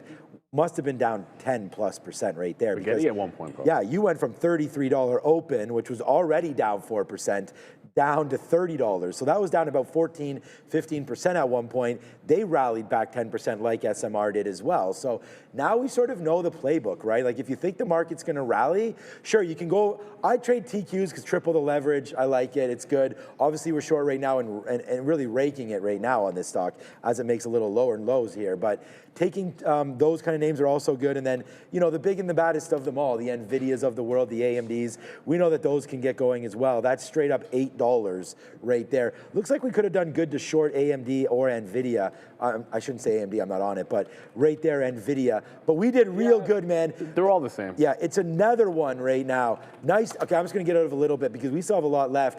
Now we have 50% left as we just took it out at 104 right there. Again, man, we put it on. So we'll props it up, man. I mean, we talked about going short in this market. We talked about it being possibly top heavy. And there it goes, man, from making $3 right there on Palantir in front of everybody. We go back, put on the Qs trade, and now we're looking at $1 right here for this trade. So net about $3 or $4 here so far this afternoon. But I don't know, man. It's just, I wish the market would continue to hold these gains instead of go back down to the downside. I'm not a fan of being so bearish sort of here, to be honest. Jogan just pointed out the VIX. It's not really, you know what, that's why I have a 1 hour chart up. I was looking at a higher time frame. Yeah, the VIX is curling too. That's the thing, like you get confluence with like a mean reversion like this with the VIX curling.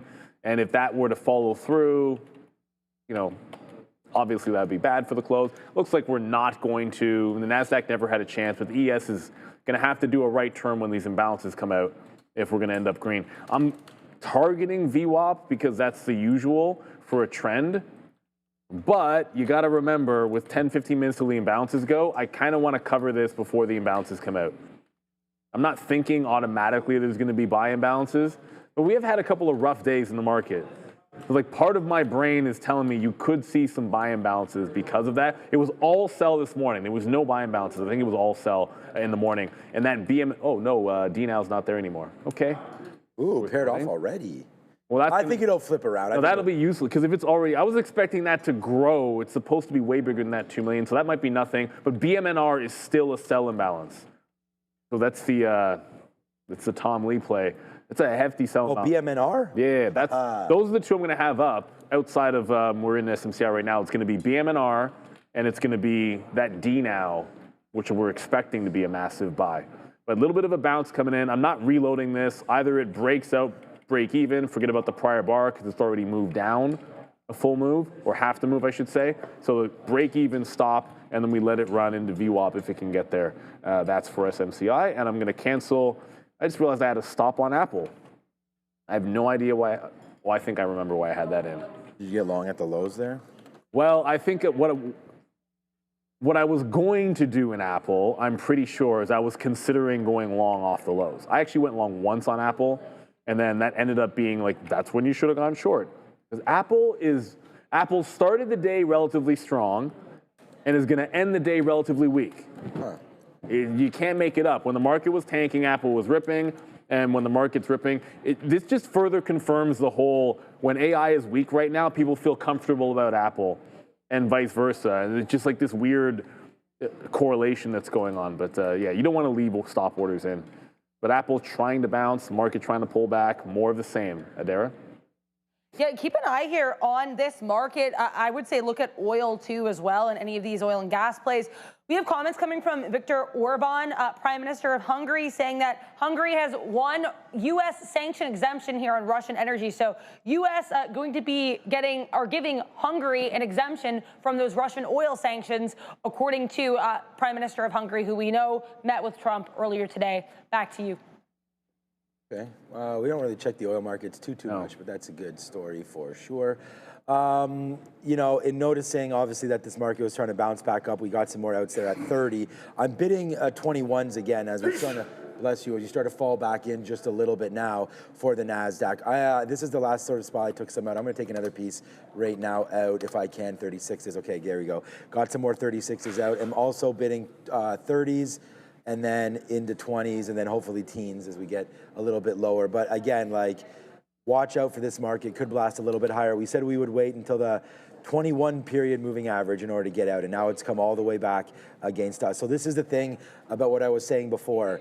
If I don't scalp out a little bit right here and I just hold it all for this spot, it's actually, like, I'd be out right now, right? I'd be flat if I followed that rule, and I would have made not even close to as much as we made on this trade by stopping out. Now, thankfully, like I was saying, we were able to get some out. Now it's working against us. But that would have been, you know, not a great area for an all out. So we scalped some out there, and as we talk, of course, we should have got some more out there, but we didn't. So now we just have to wait to see what winds up happening here with this trade. But I still don't mind the short, but I don't want to take it till we get to 105. So we will average this back in upside in and around this 105 area. I'm going to go like 104.95. So let's just try that, and then our stop can be near the high side. And again, at most we're gonna have one unit. Let's just stop out exactly at that high break. So that's 105.25. So let's go 105.31s. We said we're willing to take about a 30-cent worth of a risk on this. So if we're able to get it, fine. And there we go. See, we don't stop out, and it comes right back out. So pretty good there. I'm wondering about that strategy. I'm gonna do, I mean, I probably won't, but I should do some work here over the weekend and think about, you know, what I'm gonna do. It's it's not my grandma, so it's my uncle's 65th birthday, and then my grandmother's, not today, over on the weekend, and we're gonna celebrate my grandmother's 95th. But her 95th, she's in an old age home, but that was back in August, actually. Yeah. So we've already done it, but everyone's gonna be getting together. 95, man. Yeah, that's pretty impressive, right? So yeah, more to come, man. Good genes. Yeah, 90 on that one. Yeah, my dad's mother lived to, I think it was 96 or 97, and this is my mom's mother right now, still kicking. So you can be old as dirt. Yeah, so hopefully, and both my parents are still actually, knock on wood, in great. No, I told my wife, I'm sorry, sweetheart, but like I'm going first. Like just look at our family histories, and just be prepared. Yeah, it's just that's one of those things. No, but it's true. It is one of those. My things. Italian grandmother never drank a day in her life. Oh, for real? Yeah, never smoked, never did anything. Like she was pure Catholic. Like if someone died, she wore black for a week. Like she went every single weekend. They came straight from Italy, right? So my dad's born in Italy. So, but anyways, yeah, straight like Roman Catholic, like hardcore, like. I think maybe if she was sick, maybe she had like a little shot of brandy or something, but never drank. Why is it that everybody does that? That's what West Indians do, the same thing. It's the same nonsense. I think it's because it's like it just hits the lungs and you feel like it's. No, you feel like it's doing something, but you know it ain't. Well, anyways, whatever. Yeah, it just lets you sleep better, probably. It's just an excuse to have some brandy. Can we just be honest about this for a second? I would think that's true. Any doctors in the... Well, I mean, I would assume so. Pescara in Italy. Samuel, tell some family history. My both sides of my family from the island of Antigua, but on my mom's side, like my grandfather, so my mom's dad, they were Portuguese. So like the first Portuguese family on the island. So I'm like 1/8 Portuguese or something like that. No, but like both from Antigua. And my side of the family though, like I've said this before, like my mom lost her mom at 9. My mom was 9 years old when she lost her mom. Both your parents were born in Antigua. Yeah, my dad was 19 when he lost his father. So and then my mom's dad wasn't a part of her life. So like I had one living grandparent that was like everything. She lived with us for a while. So it's incredible how the things that things big in your childhood shape you, because I know for a fact that's why I always wanted to live close to my parents when I had a kid. It was non-negotiable because I didn't have grandparents in my life the way that all my friends did. So it was really important. Like, you know, we're gonna be with my parents tomorrow night celebrating my mom's birthday. And anytime Aaron wants to see Grampy or Grammy, like, boom, they'll pick you up from school. They're like 5-minute drive away. Like, it's a huge deal for us. So, you know, don't take any of that crap for granted, man. Like, family first. That's what it's all about. It is what it is, man. But I'm going to now start to think, yeah, that silly DNOW it's literally gone. It might pop back up. But I don't know if I'm going to reload SMCI. I put the stop to break even. It went within a cent and didn't stop out. Okay, that's good, but I don't think it's going to be like a reload situation. We are kind of in a bullish push. And I did think that overall, I thought we're going to close green. So kind of reloading that and being frisky about it doesn't make sense. As far as BM&R goes, so I know it's a million sell imbalance. This stock is actually breaking out right now, breaking out high of the day. This is going to be counterintuitive, but that kind of makes it a little bit more interesting, the fact that it's a sell imbalance, because it's at a high. Like if this ends up bigger than a million when it comes out in 15 minutes or so, I might just punch short, set a stop at the high of the day and see what happens. But that means it has to come out bigger. And I would not hold an Amex stock for the closing print. Like I'd just try to scalp it. That's the idea. I don't think I've ever held an Amex one till the print. Interesting to see where it goes.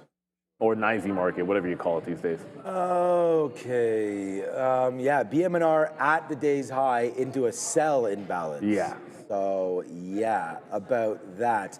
All right, so, yeah, we were waiting for 95s, man. The TQs came up to 90 right there. So I'll take a small piece at 90 and then again at 95 and waiting for that top to blow out. And if it does, we already have our stop in. So there it is. We do take some 90s there.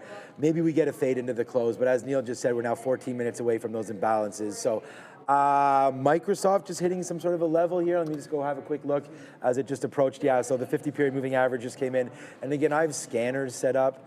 So e-signal scanners and whatnot, Apple, Microsoft, Qualcomm, Intel. So the scanners are kind of going off on all these tech names here as the NASDAQ is at day's high right now and we go short. So I'm short now. Again, we're short at 90.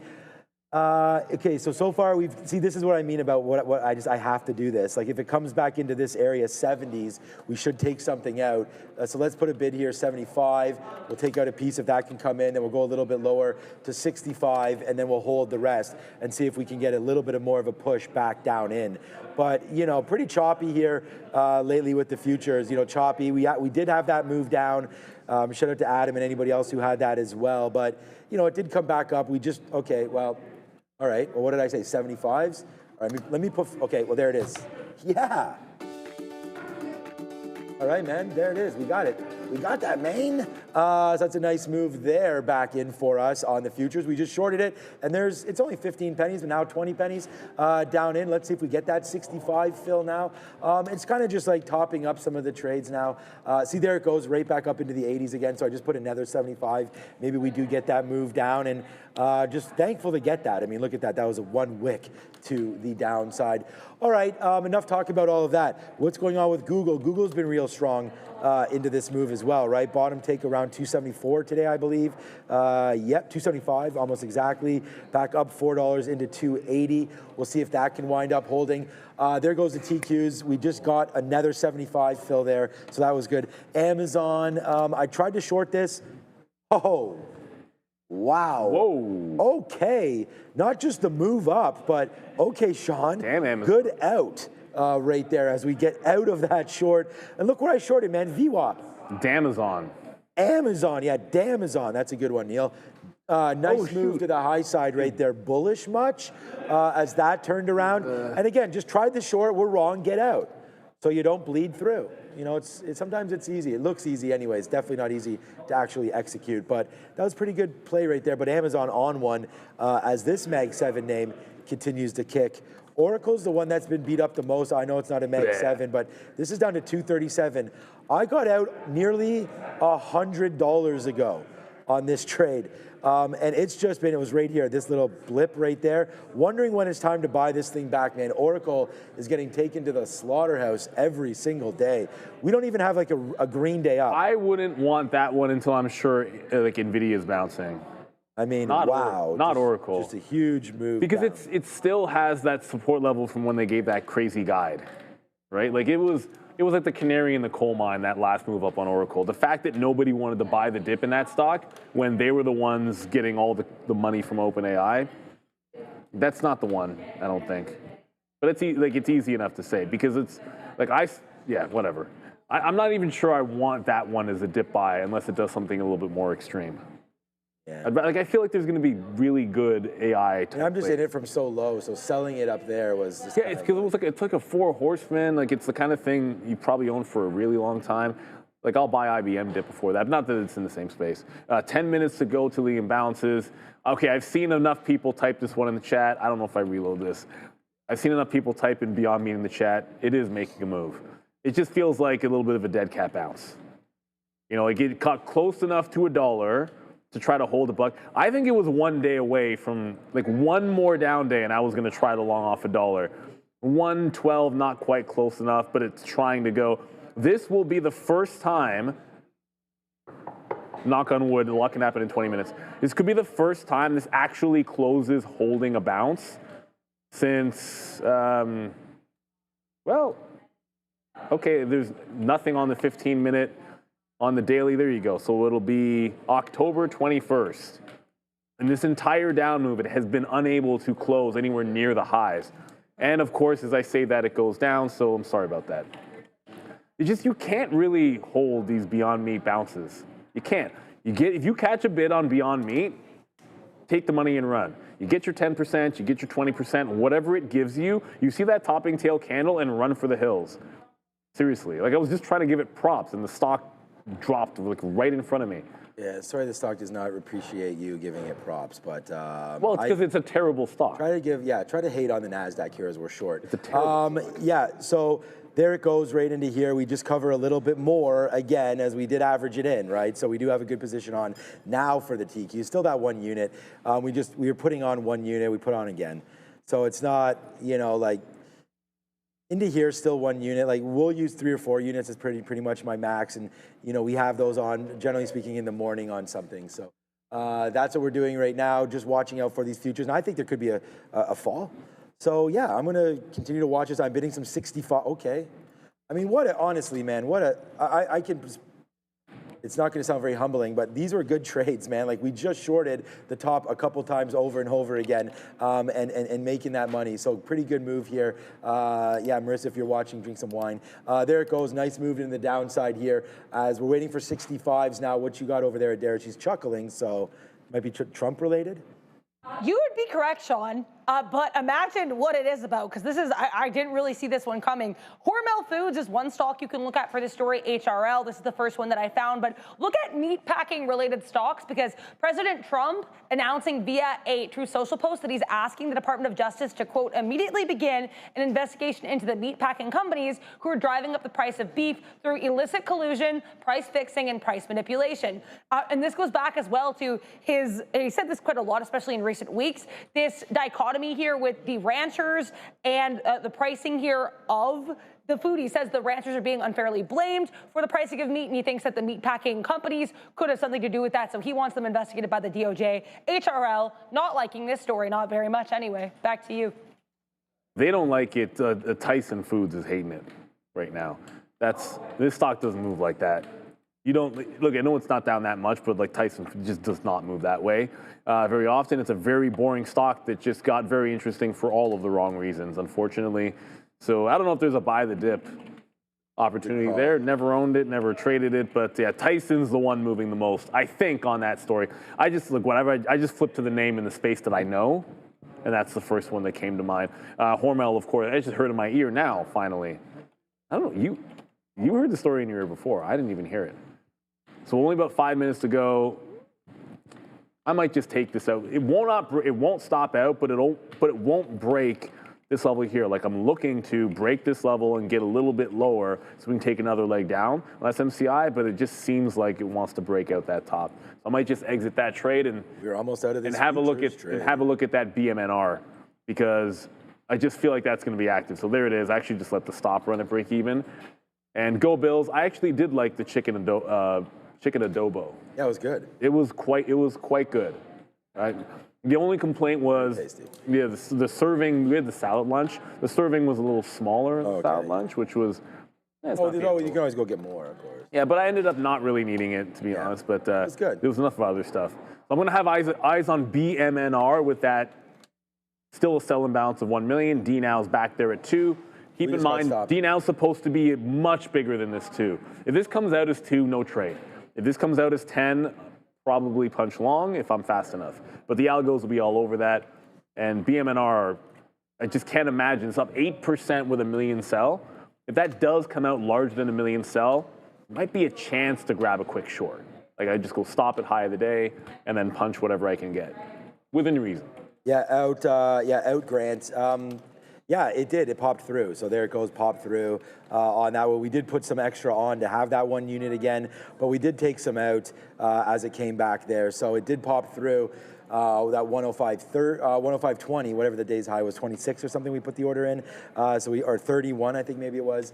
So it does pop through there. It's now coming back in, but you know, with only 4 minutes until imbalances, I'm not going to reload anything as far as these trades are concerned. So we are going to have to just sort of wait to see what happens here on that, as I hear Dara doing something over there. But yeah, so I'm going to wait on it all until we get either a big move on these imbalances, which I don't really think is in store here. We do have some action, as we had talked about before. We have BMNR is gone now on the imbalances, but that DNOW is now back here, TD Bank. And as of 350, the NAS, oh shit, now it's coming back in. The NAS, that's too bad, man. I stopped that at basically the high again. Oh, that's too bad. What is that high? It just ran that, and I thought I was giving it a little bit of room, but I guess not. Well, we got out at 31. It looks like the high was 38 there. That's too bad. Because this is about where we were short. It's not like we were going to make a whole bunch of money on that or anything, but it would have been nice to make something.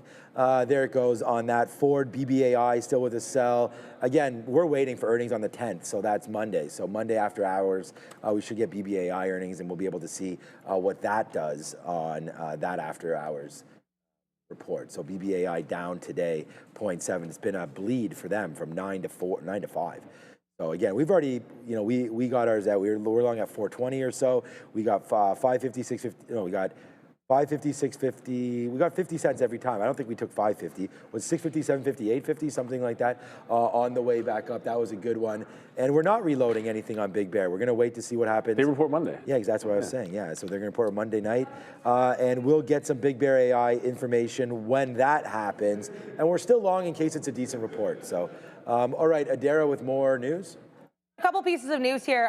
So keep an eye on the market, because now we have Senator Thune, who is part of the leadership of the Republican Party. He's saying that the Democrat proposal is, quote, not close to what needs to be done. So we have yet another representative here from the Republican Party saying, hey, we don't like this proposal from the Democrats to end the shutdown. So once again, these shutdown ending hopes are pretty up in the air. I also have to mention Visa. Wall Street Journal reporting that Samsung is in advanced talks with Barclays to launch a consumer credit card in the U.S. Now, why does Visa come into this? Because apparently Visa is in talks to be the network on Samsung's U.S. credit card. So again, Samsung considering a Visa-backed credit card here with Barclays. Back to you. Yeah, so just BMNR is now a buy of 1 million. So it went from a sell to now a buy, which is kind of flips the idea on its head. I don't think I'm taking this, because the idea would have been have a stop at the high of the day, comes out a sell, and just kind of punch short with a tight stop.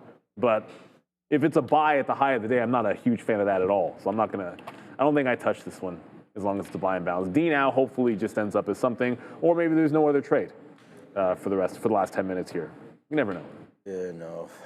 Ford. Sad face me, because now we are below 105. Damn it. That's too bad that we don't have that. Okay, now we are moments away. So let's, we can see what's going on with that stupid TQs, man. That's too bad. It'll probably run at the end of the day. I really kind of hope it does run at the end of the day. So we're going to get ready just for a little bit of action here. I'm going to make sure that we only watch the NASDAQ and New York. So just a couple more minutes until those imbalances start to come through. Apple, we were saying like we didn't understand why that was so low. It just bounced up $1.50. So that's a nice trade there for anybody that's watching out for Apple stock right now. So nice move to the high side there. Damn, like, come on. So there it goes. Nice move down. So yeah, we got stopped out there. It's too bad because this is where we averaged in. Oh man, right back in again. So we got stopped out at the high of the day. We're going to be sad about it, but a rule is a rule. So we'll figure that out right now. So yeah, Erie Pages, yeah, Wagyu. Yeah, I've had Wagyu before. And my family would love. Someone's punching short every level on BMNR right now.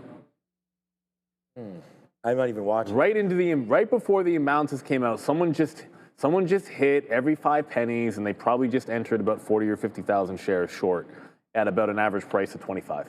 So I don't know what it means, but if this one comes out of sell, I want to know what they know. We'll give it about 3 or 4 seconds. It was a sell, then it was a buy, TQs, and I don't even, DNOW is... Must be buys. DNOW is small buy, that's nothing big. Nvidia is a 1.9 million buy, SOLS is a 2 million buy, Rigetti is 1.6 million to the buy side, that's a big one. I actually don't see BMNR on here anywhere. Apple's a buy as well, so it looks like it's all buy side. At least all the big names are buy side. Don't have the entire... Yeah, we don't have the market. We don't have the market one today, but suffice to say the market's probably a buy if Nvidia and Apple are to the buy side. Rigetti actually stands out more than anything else at 1.6 million, but it's not even moving. So kind of a nothing burger there. That's a decent size for Rigetti, but it doesn't end up moving on that. And SOLS, I can't say that I am familiar with. Solstice, not really moving either. So kind of a nothing burger on the imbalances. Okay. Just message me. Yeah. Okay. Oh, he doesn't need them. Yeah. I'm not taking it. Yeah. Okay. Yeah. So there's souls there. So just and then yeah, BMNR continues to make new highs right now. Not even on the imbalance locator anymore. And if it is, it's going to be small. I don't even see it. But yeah, Apple continues with the buy. This is like I was just cursing, but like this is what happens on those imbalances, right? We were just like I was just like, oh my god, we could have made like. A decent grip there on the way down, and then the imbalances came out. That was what spiked that to the downside, and then all of a sudden, in that very 1 minute later, you make that move right back into these highs again. So that's why it's very dangerous to trade these. Oh, Rigetti with a buy. Okay, that's nice to see. There's AAL. So again, we talked about possibly on government shutdown talk that if it does reopen, that's going to be good for the airlines because they grounded about 10% of the flights.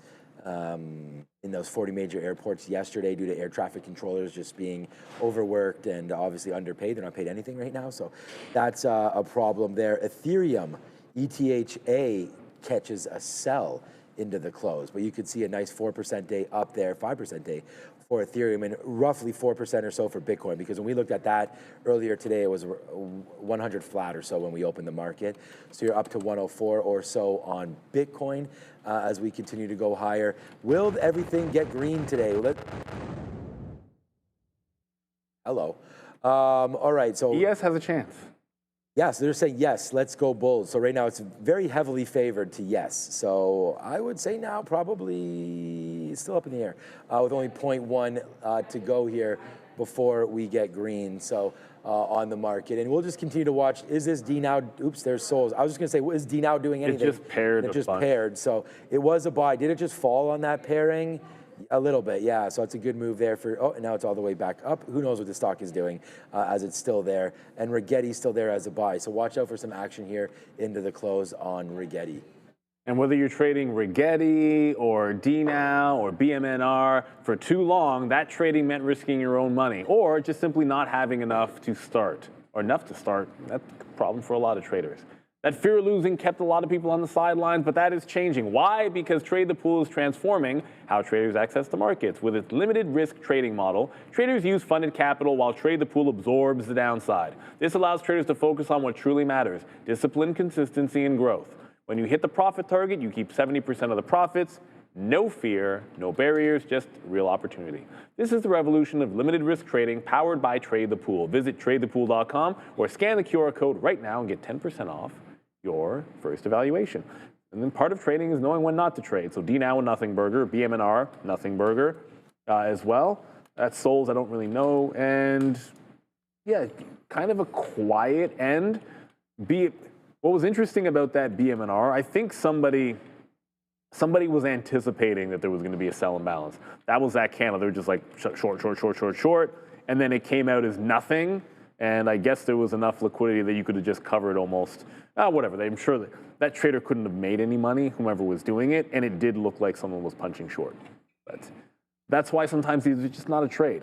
And we talk about this all the time. Like, you know, that's a strategy. The IPOs are a strategy that when they're big, but you got to know a lot of times when not to take the IPO open print. I feel like these closed trades are the same thing.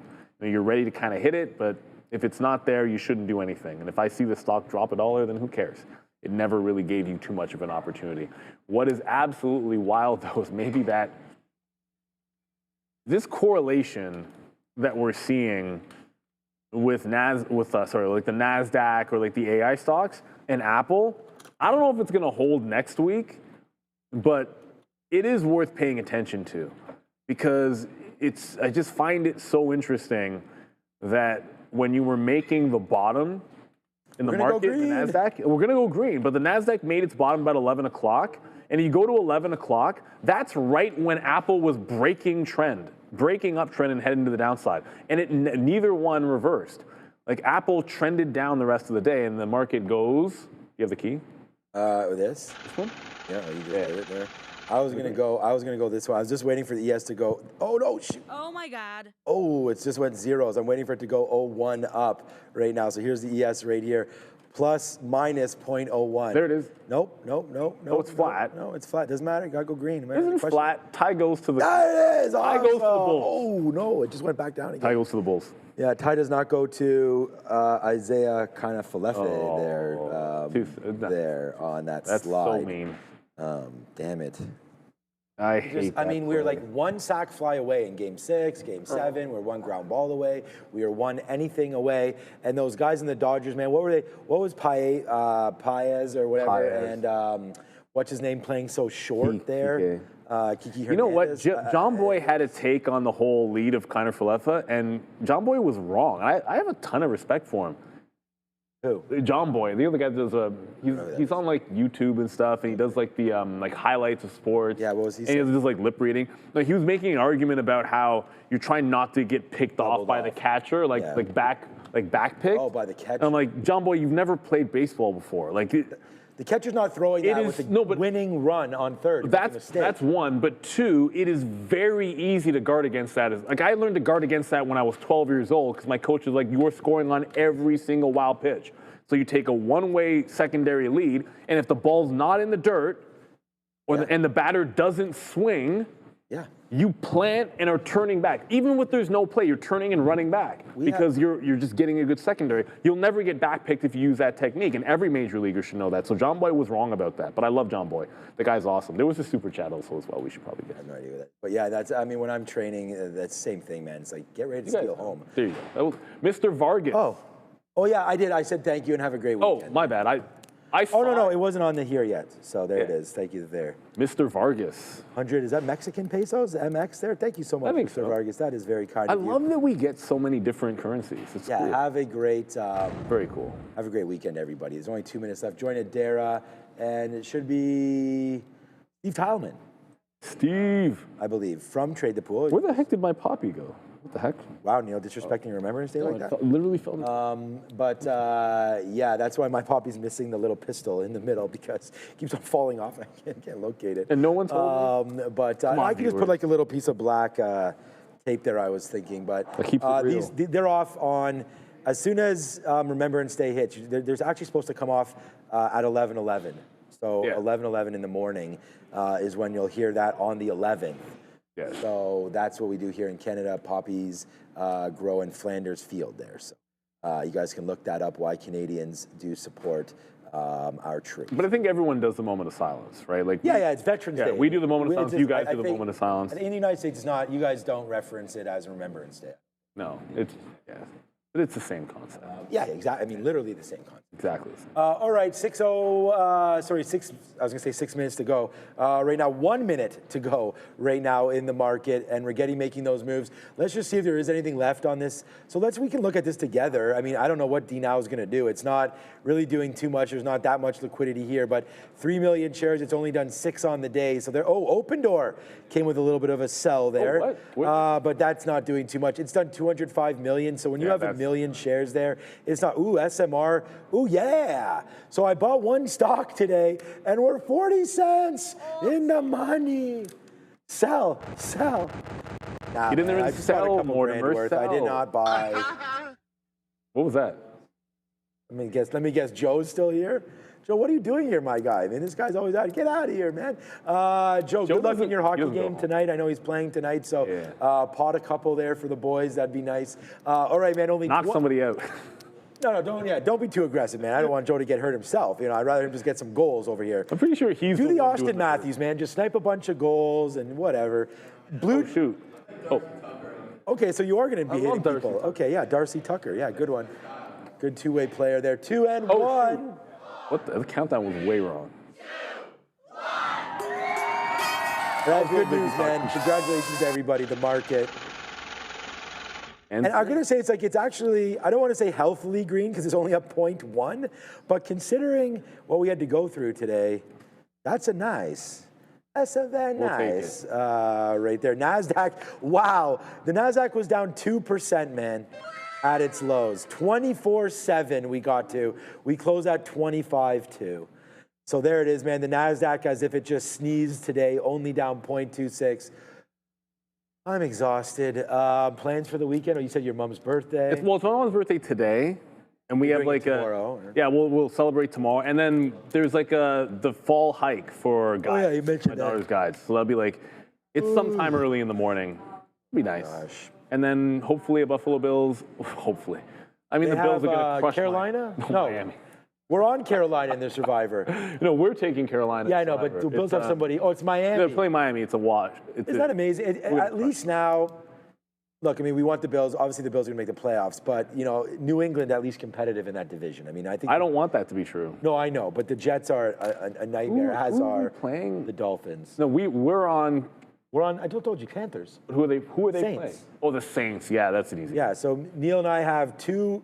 So we started with 12 teams, 12 I think, teams. and we only have 2 left in the Survivor pool. But that's slightly better than everybody else. It's still pretty bad. We are ready to go with the Panthers at home against the Saints. Yeah. The 5-4 Carolina Panthers and third-year QB Bryce Young look to take down 1-8 Saints. Tyler Show. With Tyler Show and a throwing to washed Alvin Chris Kamara. Olave and a washed-up Alvin Kamara. So Alvin Kamara is one of my favorite players of all time. He's done so well for so long, right? It's so bad. He had like one. They should have. Why did they just trade the guy?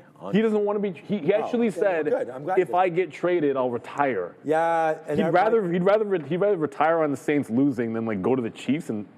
My Packers have the reigning Super Bowl champions, Philadelphia Eagles, on Monday night. Oh, that's the sick game, but well. Now Jordan Love's not playing that well. I no Kraft.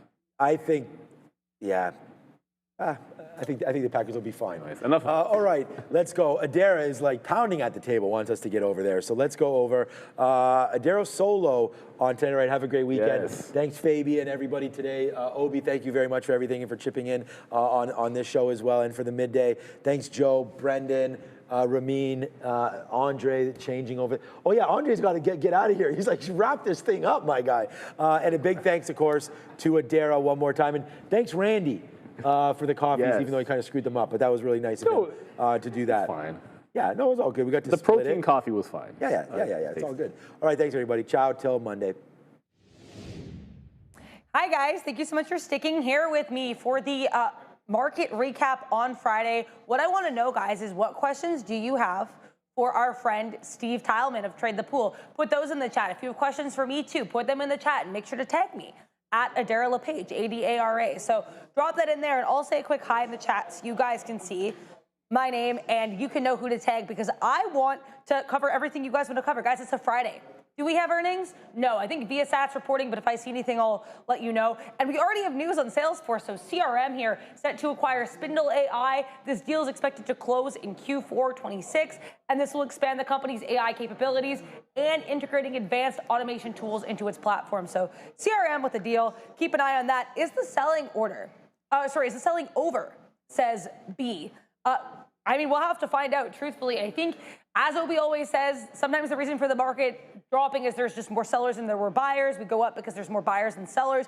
And sentiment can be a big part of that. But I do want to mention here, if I may, the reason that we had this rally, at least part of the reason we had the, I think, extension and the acceleration of the rally heading in to the close today.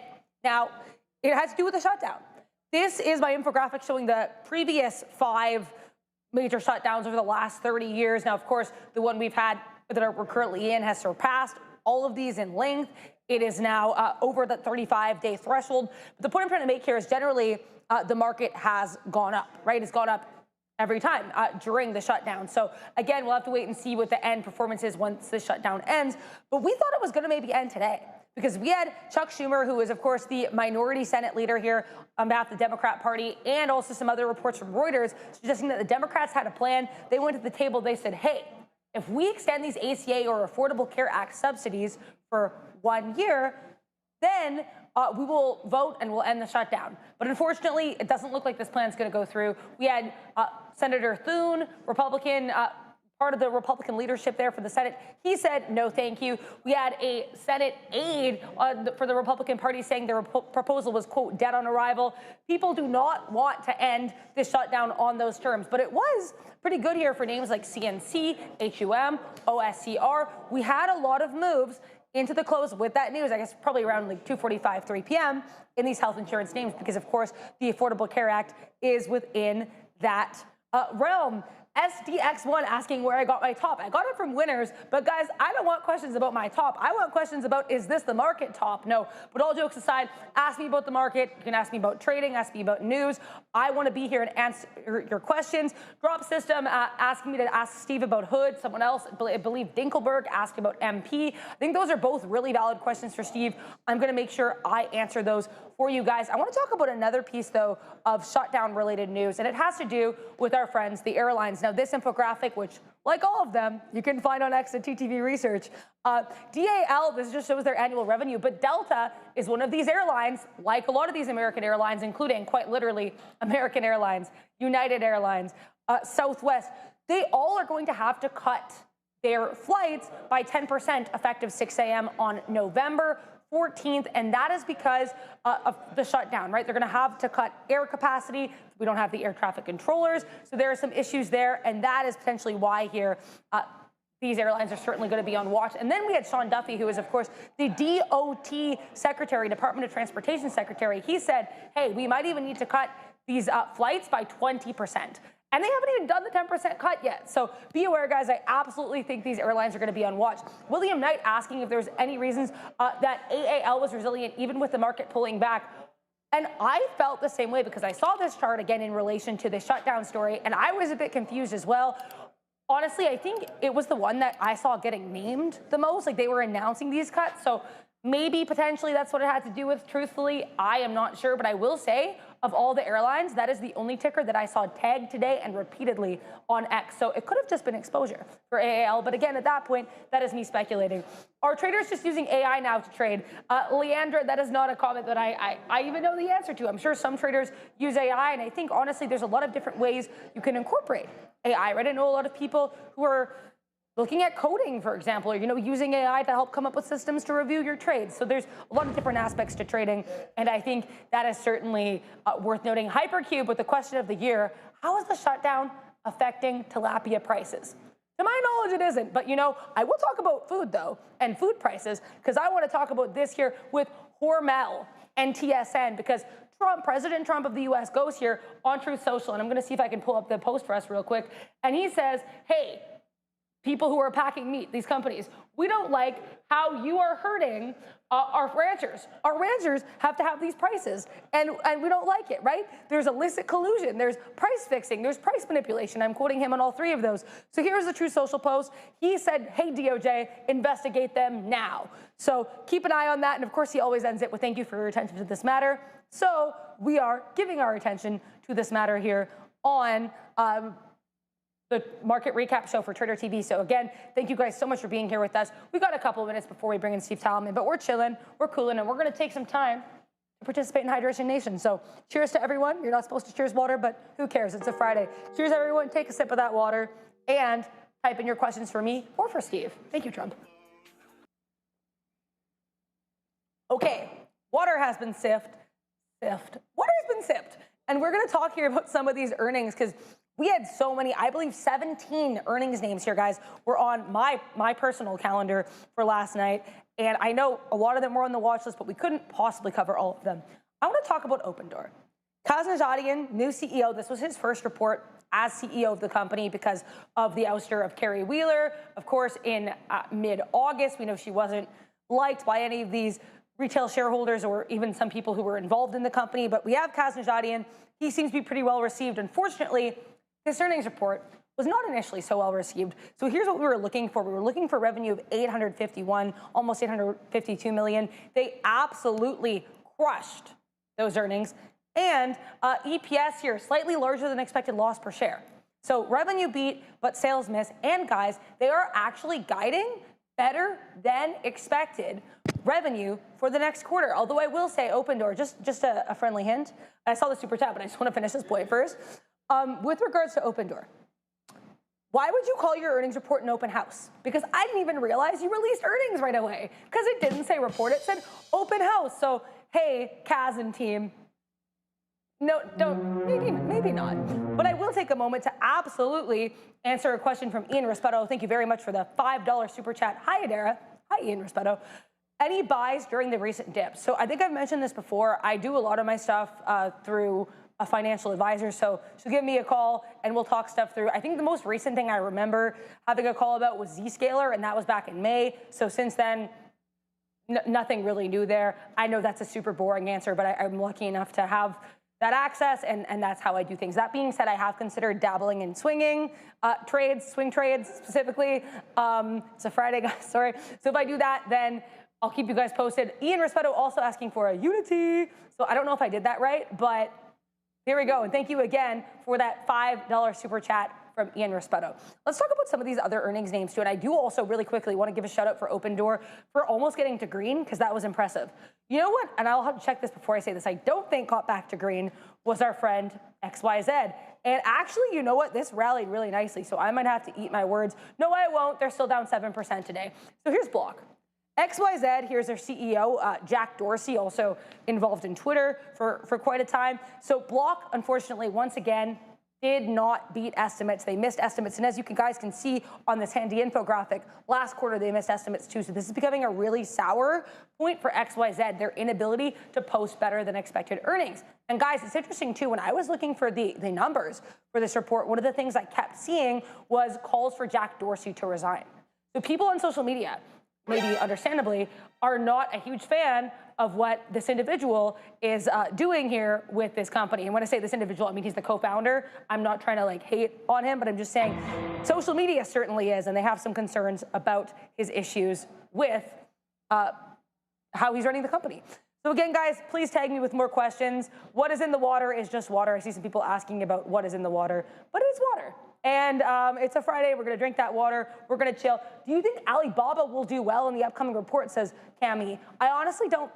Again, I'm not the type of person where I super love speculating on stuff. I think Alibaba's robotics push is interesting. Their CEO seems quite savvy, so we're going to have to see if he can pull it out. But I mean, I do want to talk about another CEO, Max Levchin, CEO of Affirm Holdings and also part of the PayPal mafia way back when, so shout out to him. Affirm did actually have better than expected earnings, but their guidance was a little bit tepid, so AFRM maybe not affirming a lot of people's hopes for the future, though this quarter did again beat estimates. And I'm going to do one more earnings review for you guys. DraftKings, which are unfortunately, I think, the kings of short sellers lately, and I don't say that lightly. It's like every time we get a good catalyst for DraftKings, we sell off in the market. And the earnings for this were like super mixed. We're not even going to talk about that. I think with DraftKings, the bigger thing right now is to talk about the context around this company. One of the biggest things for DraftKings is they kept selling off every time any other company had positive news with regards to prediction markets. DraftKings realizes, hey, we've taken an L here. We should, you know, make more M's, to shout out 21 Savage, and acquire a prediction market. And if you look at their Q2, so like their last quarter earnings report, they were already saying they were looking into these prediction market acquisitions. So that was their plan. They execute on said plan with their acquisition of Railbird. But that still doesn't even really appease the market. ESPN deal doesn't appease the market. It seems like there's nothing Jason Robbins and his team can do to cheer up these investors. Nobody's betting on DraftKings right now. It is a bit unfortunate. I don't try to say that lightly, but I just want to go over here this report. And I think with this one, you have to talk about the context. Why is Drake overrated? This is, Will, I love your question. Probably not the format for it, but you can listen to Euphoria by Kendrick Lamar. You can listen to Meet the Grahams by Kendrick Lamar, and you can listen to Not Like Us by, drumroll please, Kendrick Lamar. I think he, you know, obviously he's going to make those points a lot better than I am, so I will leave it at that. And we're going to end there. And I will say this, I was a huge Drake fan as a kid, and I still listen to some Drake. I listen to him today, actually, so I'm not a total hater. I just massively, massively, massively prefer Kendrick. So let's talk here about what's on tap for next week. And again, if you're like, hey, Adara, how do you have this? What is this? Exit TTV Research, that's how you can get your own copy. And I have a daily one for Monday too. So please check this out. Guys, Monday morning, we got Barrick, we got Instacart, we got Monday.com. And side note, I appreciate Monday's, you know, adherence to branding by always releasing their earnings report on a Monday. Then after the market closes, we get Sean's favorite BBAI. We've got CoreWeave, Rigetti, Plug Power. Tuesday, we're going to get Beyond Meat and Oklo, two retail favorites. Wednesday, we've got Circle. And we have ON, and Cisco coming through after the close. We'll have to see if that one dumps like a truck or if they can put out a better than expected report. And Thursday morning, we have Disney, the House of Mouse. Hi, Bob. I mean, I guess, you know, traders will be saying hi, Bob, to Disney after that report. We've got some Chinese ADRs in the morning, and we have, after the close, we've got Red Cat drone play that was moving up higher today as well with this drone talk with regards to the U.S. government. And then last but not least, Friday, only two names, but these are both pretty heavy hitters, specifically in the retail space. We've got American BTC, or ABTC. There is some Trump family involvement in this name. There is also some Hut 8 involvement in this name. And then we have QCI's Quantum Computing. That's their logo, but it's not their ticker. Their ticker is QUBT. So QUBT reporting after the bell. Friday could be some heavy-hitting plays, even though they're maybe not the plays that we would expect to be the most exciting here. Yeah, this is, I think another story to keep an eye on is the ongoing back and forth tete-a-tete with the US and China over these chips. Now, I've always said I think that all this back and forth is more or less a little useless and pointless until we get a concession from one or the other side. Right now, we still have China saying we want to make our own chips and do our own innovations. We still have the US saying, hey, no, we don't. We kind of want to send chips, but not that badly. And then we have NVIDIA CEO Jensen Huang saying, hey guys, I've been telling you for years, if we don't give China these chips, they're just going to make their own and they might beat us. So really interesting stuff there. But in a minute, I think we're going to take a moment to hear from our friend Steve Talman at Trade the Pool. So keep putting those in the chat. And guys, guess what? You can put them in the chat while he's talking because he's here. Thank you very much and give a warm welcome to Steve Talman over there at Trade the Pool. I don't have the button. So we're going to do this transition into Steve Talman. Thank you so much for being here today, Steve. How are you doing today?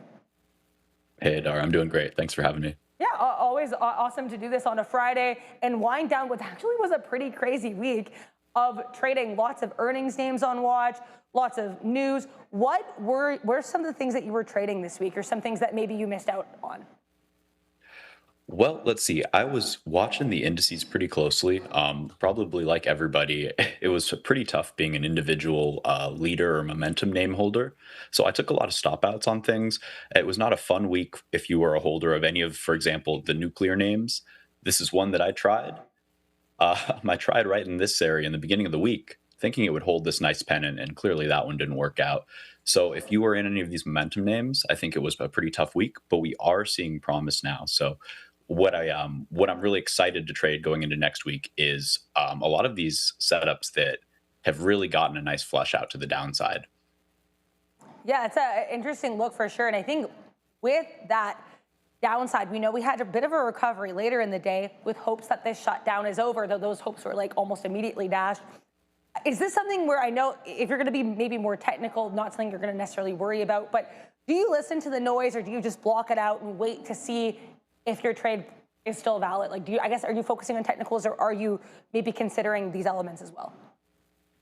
You always have to consider these macro events, and it's tough to be a purely technical trader when there's so much noise out there, like you're saying. So I think it comes down to kind of striking a happy medium. In general, I am a technical trader, so I always lean to that, and I expect my emotions to be unreliable in situations like this.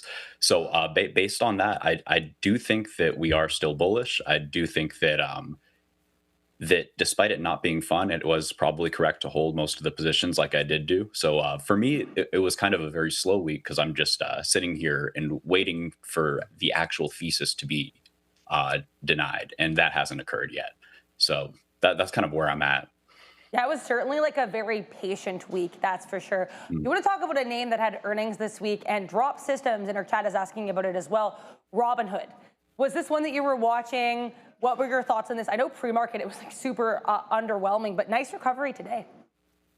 Yeah, I think this is another name where it was running so hot. It's such a nice momentum name that there were a lot of people looking for a reason to kind of de-risk. So whenever you have a binary event like earnings, you will see these kind of breaks of structure. But at the same time, when you zoom out, it really isn't all that bad. It's still holding this kind of general flag here. And I think what we should really just keep in mind is that on a longer term perspective, we are still just moving up in a series of higher highs and higher lows. So I wouldn't be worried if you're a long-term holder here at all. Yeah, and with that in mind, I actually saw this like almost right before we did this recap, and I want to ask for your thoughts on this with regards to, I guess, longer term versus shorter term. Palantir. Another name that reported this week, and I was already seeing people saying, oh, we're in a correction on Palantir. It's down 10% from the highs, or at least the time that was published, which I think was earlier today. So what are your thoughts on PLTR?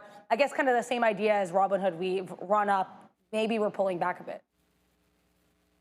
Yeah, so this is another great example of these previous cycle leaders, these momentum leaders, that they always assume that the top is in. And, I remember this exact same narrative, way back here in this spike in February. And similarly, when it, gapped up and gapped down in August. So in general, you can't bet against these names. Maybe there will be new leaders emerging and you can get some better mileage out of it. But again, if you're long-term bullish on Palantir, which I would assume most people are, don't be scared here. It just retested this upward ascending trend line and is saying, hey, we still have buyers at this volume node here. Yeah, I have a couple other audience questions too that I'd love to give to you. So Go Bill's asking how your thoughts are on GLW now or Corning, because I know this is one that you discussed a couple weeks ago. So is this still a name you're watching? What are your thoughts on it now? Yeah, absolutely. I'm glad we're talking about it, actually. So this is one of the names that's been the most resilient. It's just such a tight chart. It's just holding the structure very cleanly while the market does, much wilder moves. This is a name that is going to be key in the next step of playing the AI cycle, I believe. So this is actually good timing, because this is what I'll be talking about on my webinar in about 15, 20 minutes. We'll be talking about how to play like the kind of picks and shovels infrastructure aspect of AI, like Corning here, who makes the fiber optics cables. And I think this one has a lot of room. And On a longer term perspective, it has these targets at all-time highs up at about 114 that I think are very likely to hit pretty soon. Yeah, certainly make sure to follow Steve over to that after we're done here. That is for sure. I've had a couple questions here in the chat as well. Most recently, it looks like from Carl Gruen asking about Webull. So BULL, I believe they're set to report in mid-late November. What are your thoughts on this? I know similar in, I guess, sector to what Robinhood does, but this has been trading obviously for a lot less than Robinhood. Yeah, absolutely. Bull is one that I got stopped out of a couple weeks ago, and this one is not fun. I left my charting up here to show how wrong I was. I thought this was a higher low, and they just swept this whole structure out. And now, for me, it's a wait and see. I think if you're patient, this one will pay off very nicely. Eventually, I think it is destined for much higher. But these names can take so long, and if we look at Hood, for example, off of those IPO flushes, it can take years. And so, if you're a bull, just have some patience, trust the process, and be ready to average down, I would say. It's not a fun trade to be in. Yeah, that chart is certainly a little bit different looking, we'll say, compared to like the Hoods and the Palantirs. I want to talk about Intel, which was a chart that was pretty beaten up for a while.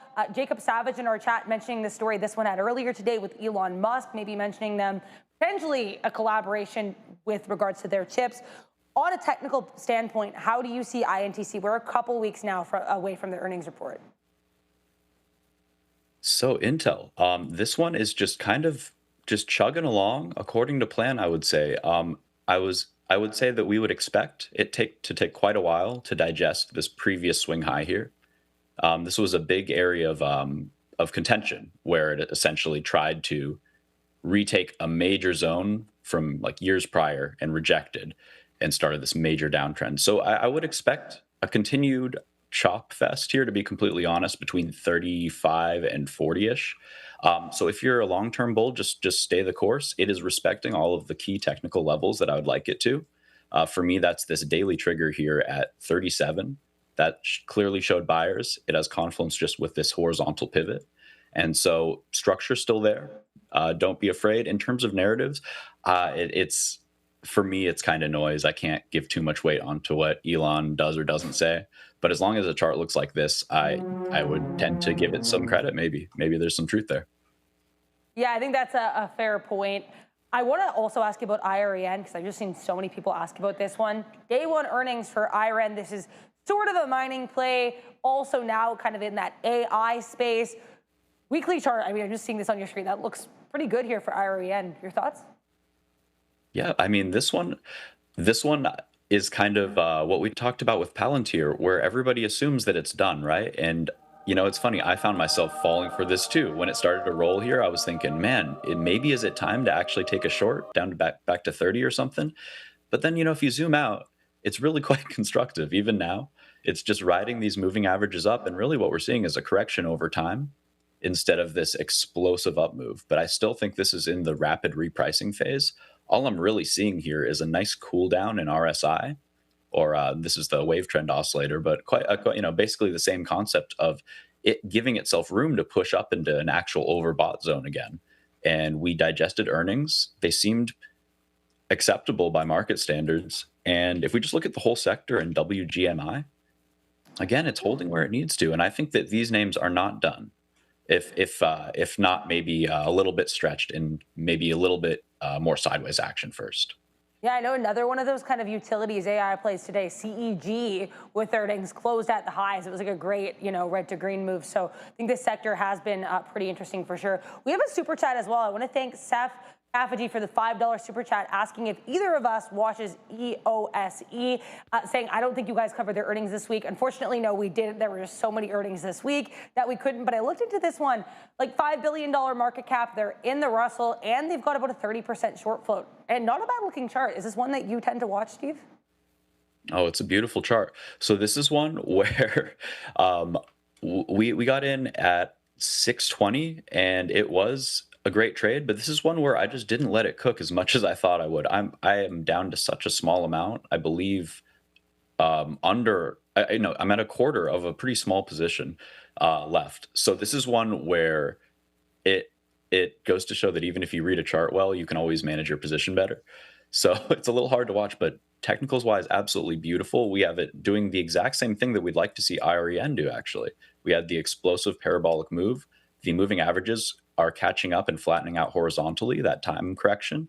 And now we have room. We're just seeing the crossover in our oscillator here, and we have a really clean breakout. So now we'd look for higher term targets, and you got to expect it to test some of these wicks up here at, let's call it 22, before maybe the push to 27, 30. Beautiful chart. Yeah, that's quite the recovery there for EOSE. Are there any names that you're watching heading into next week that you're excited about? Sure thing. So just bouncing off of this EOSE, another chart that I think could want to follow up here is this QS. I believe they're also in the battery space, and this one is getting nice and tight, and we're seeing the same thing here. We have the nice cup pattern and now the handle where it's correcting over time and ready for a push up. So what I would like to see is a break of, let's call it today's highs, and we can look for a push first to the weekly highs there at 19 and then up to tackle this wick all the way up at 22. So we get a nice room for expansion there. So that's one I'm watching. In general, I'm just looking for all of these momentum names to either catch or hold. So like I said, I really like, I really like a lot of the names that just had earnings and went red to green. So we have DraftKings, that's very interesting. This one is on my focus list as well. This nice high volume red to green candle here. So names like this and ONTO, these are two that I'm really focusing on. Yeah, those are both really interesting looks there for sure. That DraftKings chart had me like, wow, because that quite the candle there on the daily, to be sure. Now, Steve, you mentioned another stream after this. Tell the people where they can find you outside of this show, of course, on Fridays. Sure thing. So you can find me at Trade the Pool's YouTube channel. You can just go on right over there to the live tab and find me there.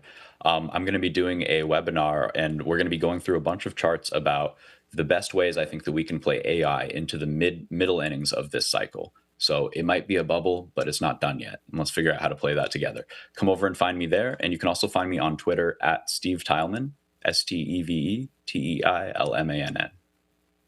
That seems like a very timely topic, to be sure, for this stream. Thanks again to Steve Teilman, analyst at Trade the Pool, for being here with us on Friday. And again, definitely check out that Trade the Pool live stream. Thanks so much, Adara. Have a great weekend. Thank you. You too. Have the music? Okay. Thank you so much to Steve Teilman, analyst at Trade the Pool. Again, you can check him out on the other stream.